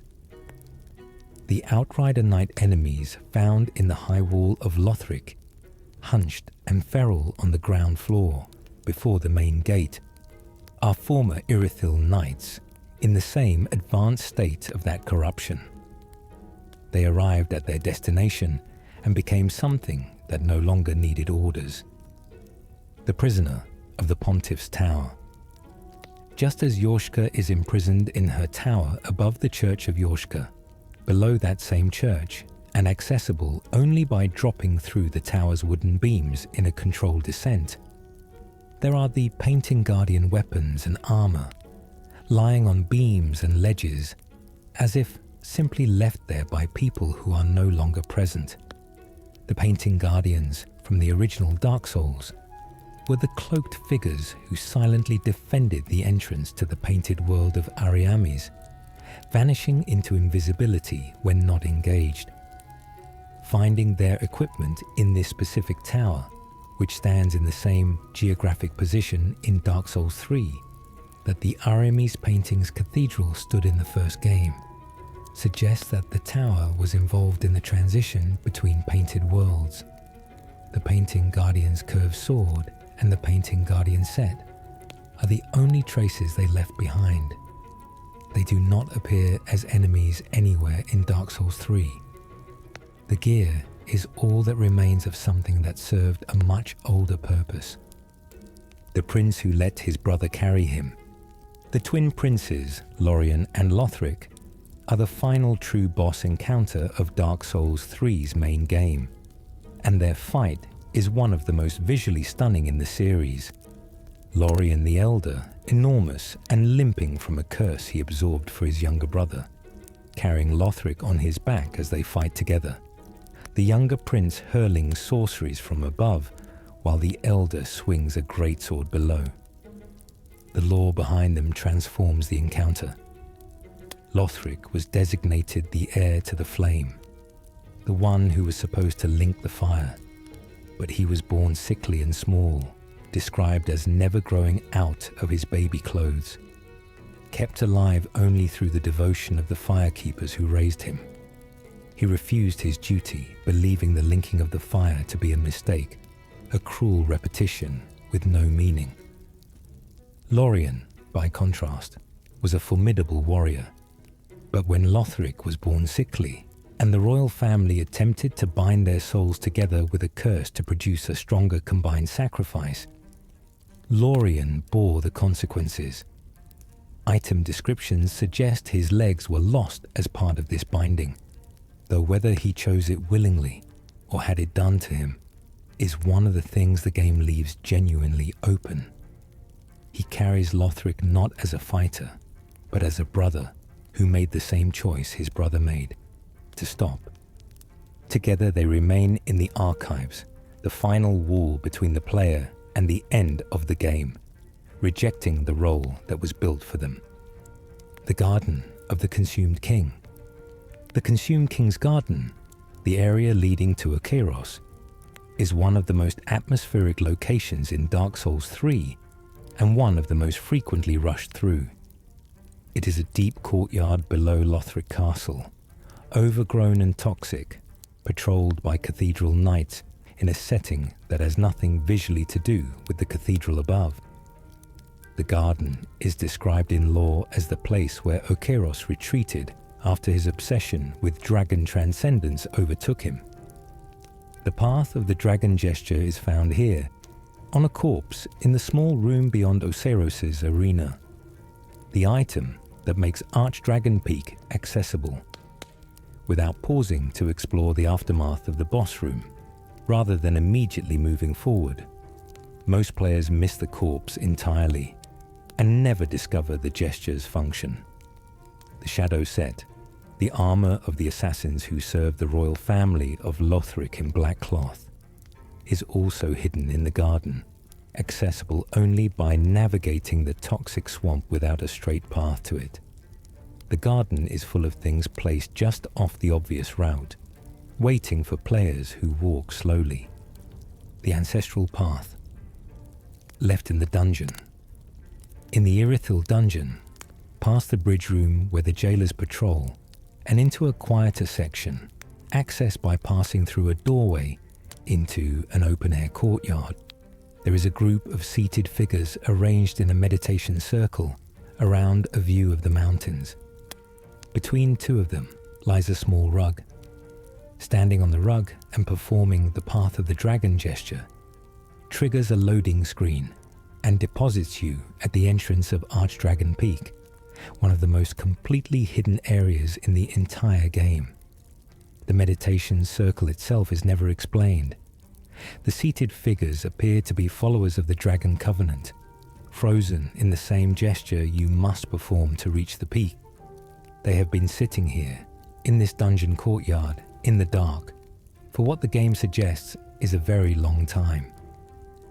Irithil Dungeon is a place of abandonment and slow decay, and this particular corner of it holds the most significant secret in the whole building: the god who abandoned his name. At the top of Archdragon Peak, past the ancient wyvern and the great belfry bell, and the NPC dressed as Harvel who guards a titanite slab, there is a boss fog gate leading to a cloud-covered platform above the world. The nameless king enters on the back of a great storm drake, the companion he tamed in allegiance with the ancient everlasting dragons. His identity is never confirmed by the game itself, but the accumulated evidence points strongly toward a single conclusion. Based on his title as God of War, his connection to the ancient dragons, his golden armor, and the item description of the Dragon Slayer's sword spear, which references his betrayal of his own kin, most lore interpreters conclude he He is Gwyn's firstborn son, the god whose statues were reportedly struck from the annals and removed from Anor Londo as punishment for siding with the dragons. The game never states his birth name, and this ambiguity seems intentional. Dragon Slayer Ornstein, the loyal guardian of Anor Londo in the first game, left his post to search for the nameless king and is found at the peak. His armor and weapon left behind there. At the end of the road, his item descriptions describe him walking. The dragon the church was built to watch.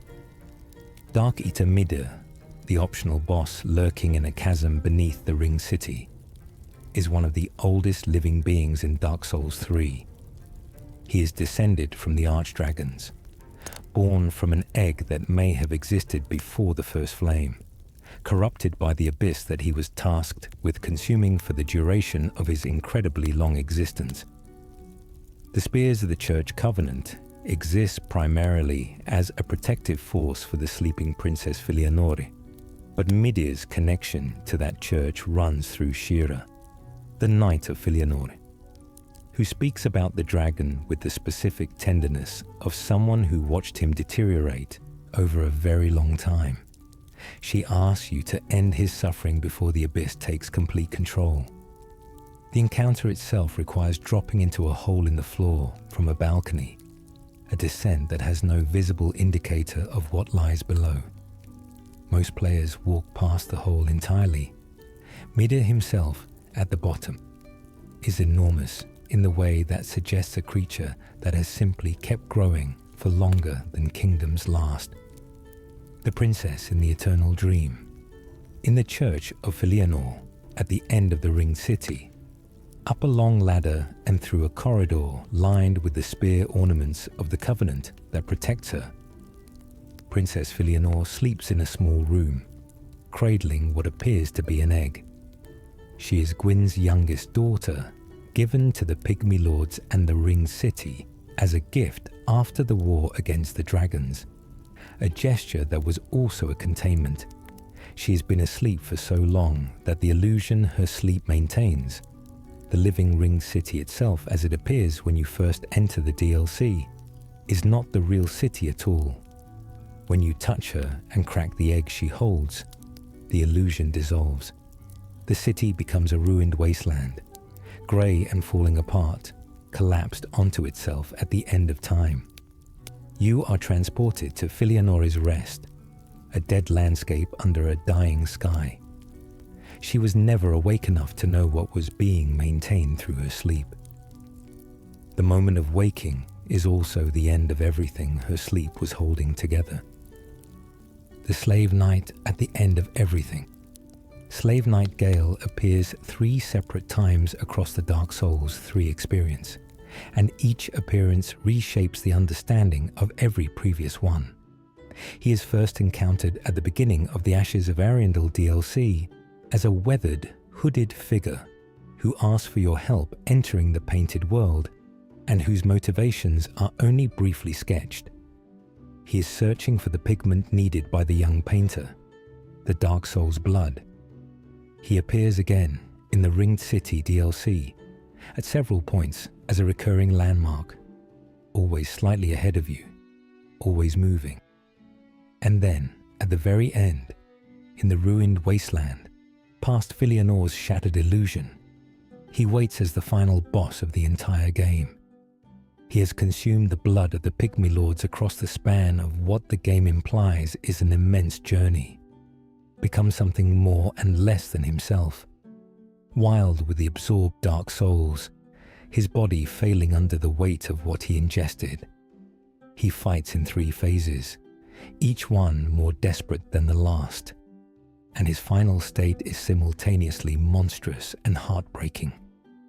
He wanted only to give a child the color she needed to paint a new world. The cost of that wanting is everything he was. The servant behind the sealed door, Shira, Knight of Filianore, is one of the most quietly placed NPC encounters in any From Software game. She sits behind a door in the Ringed City, her presence announced only by the sound of her voice if you approach the right wall in the right corridor.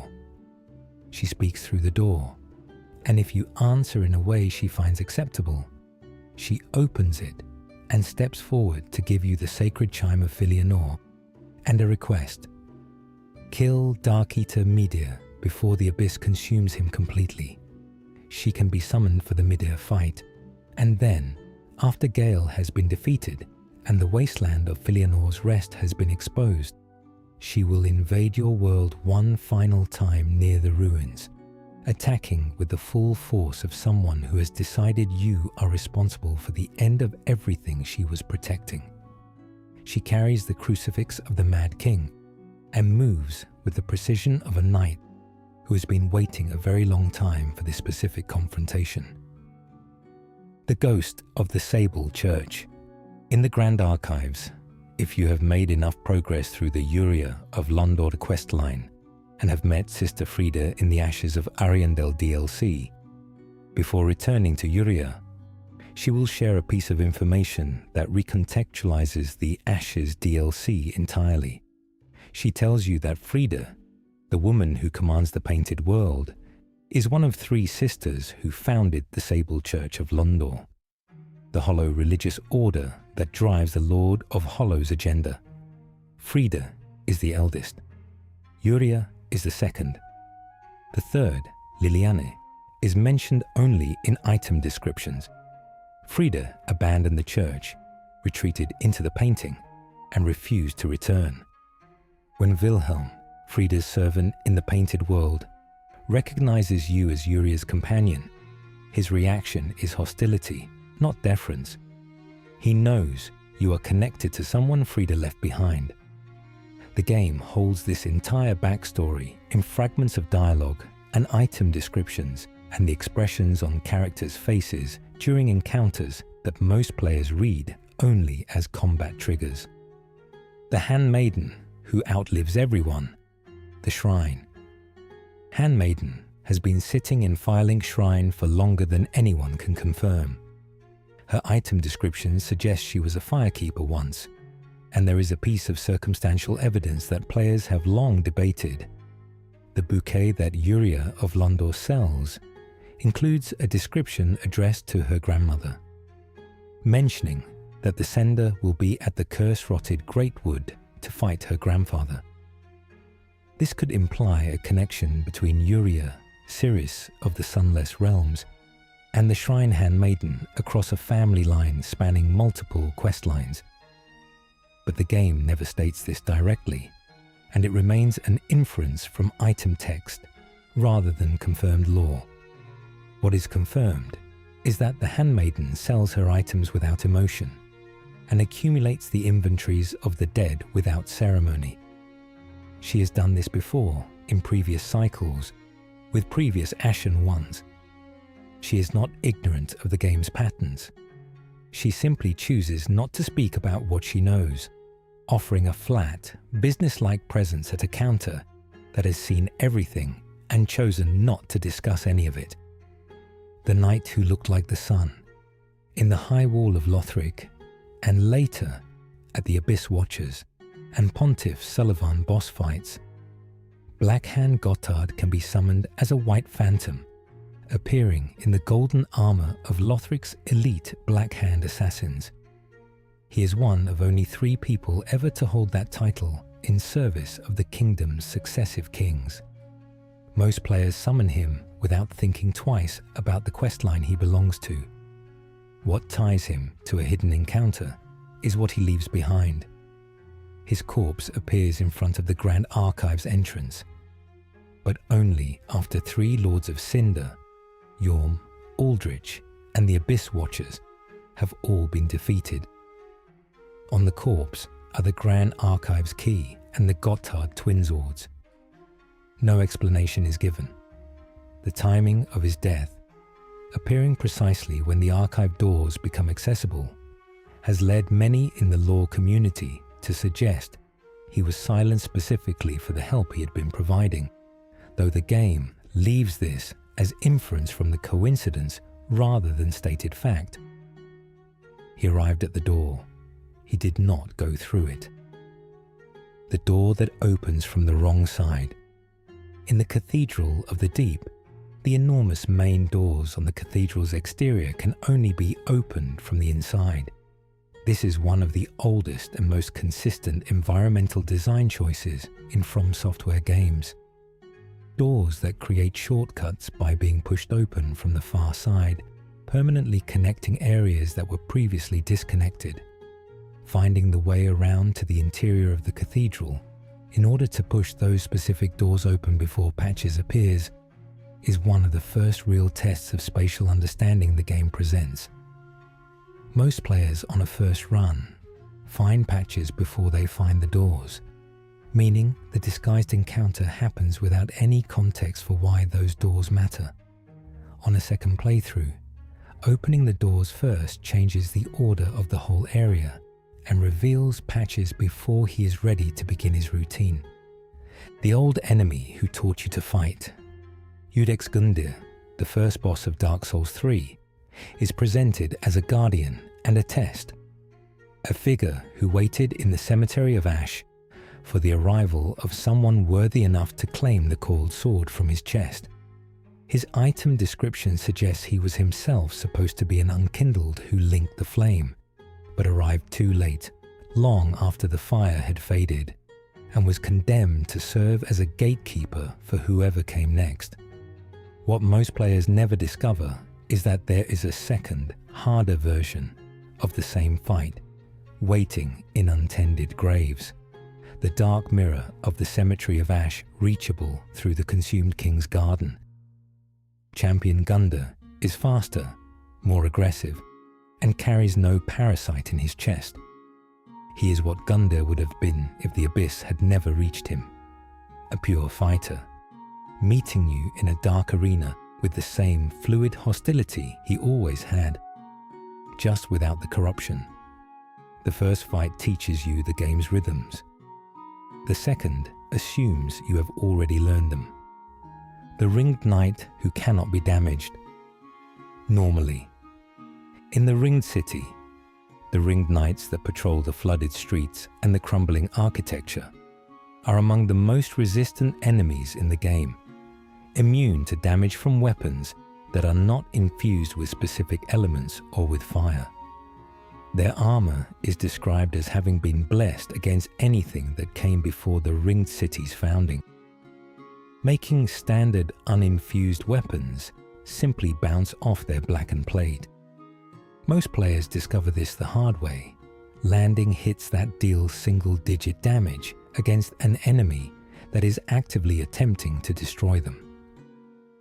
The solution requires either fire-infused weapons, specific spell types, or the kind of precise positioning that turns their enormous attack windows against them.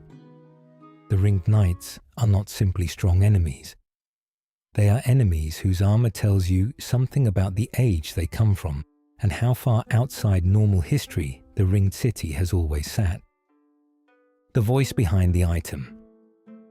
Dark Souls 3 has a small number of items that produce sound when used or equipped, and the most significant of these is the Estus flask itself, which chimes softly when activated.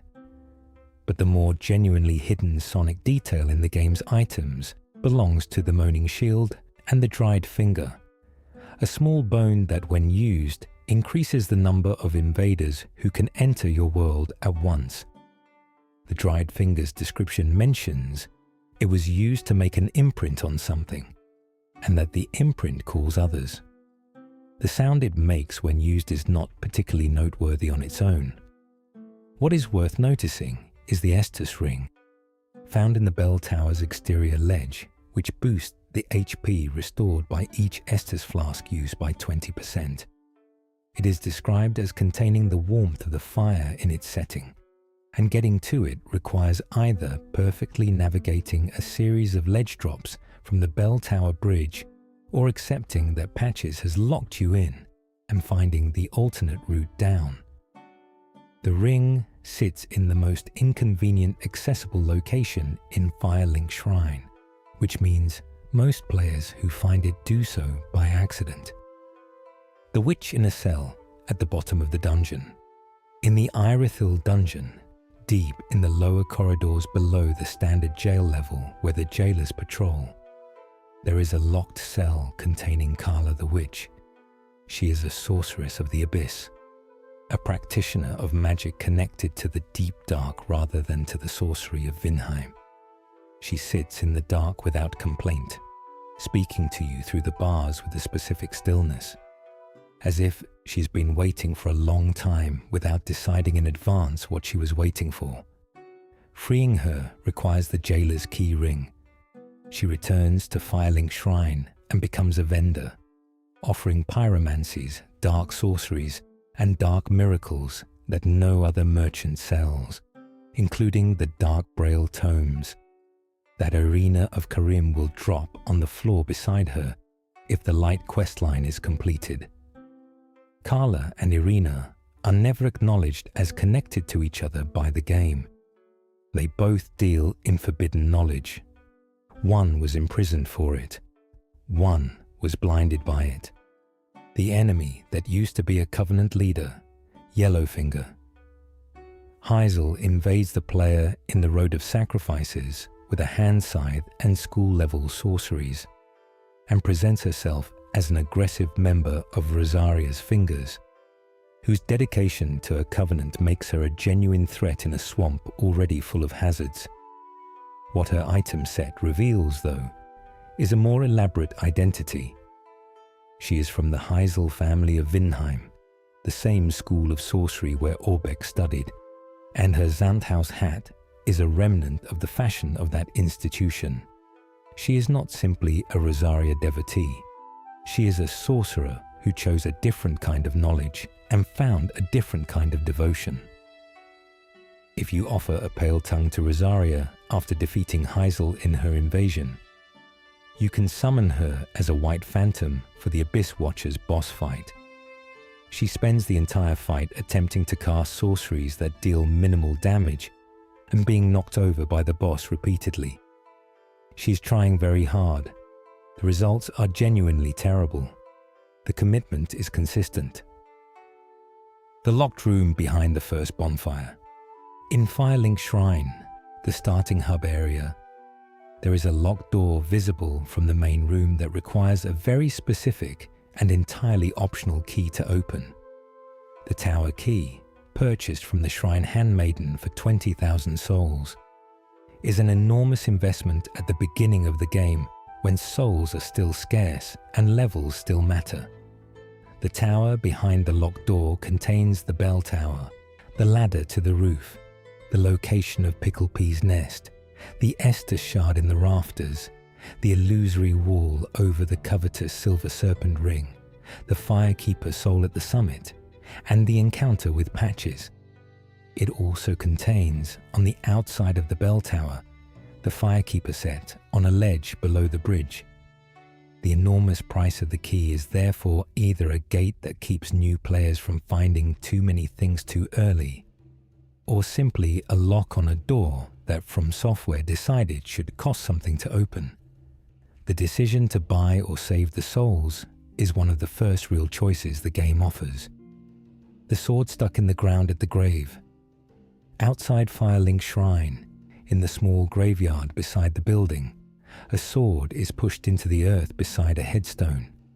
Hawkwood, when he is present in the shrine, sometimes leaves the building entirely and can be found kneeling at this grave rather than sitting on the interior steps. He does not comment on whose grave it is. The grave is also where his shield appears after he departs Firelink, left for you by Andre, lying against the headstone as if Hawkwood placed it there specifically.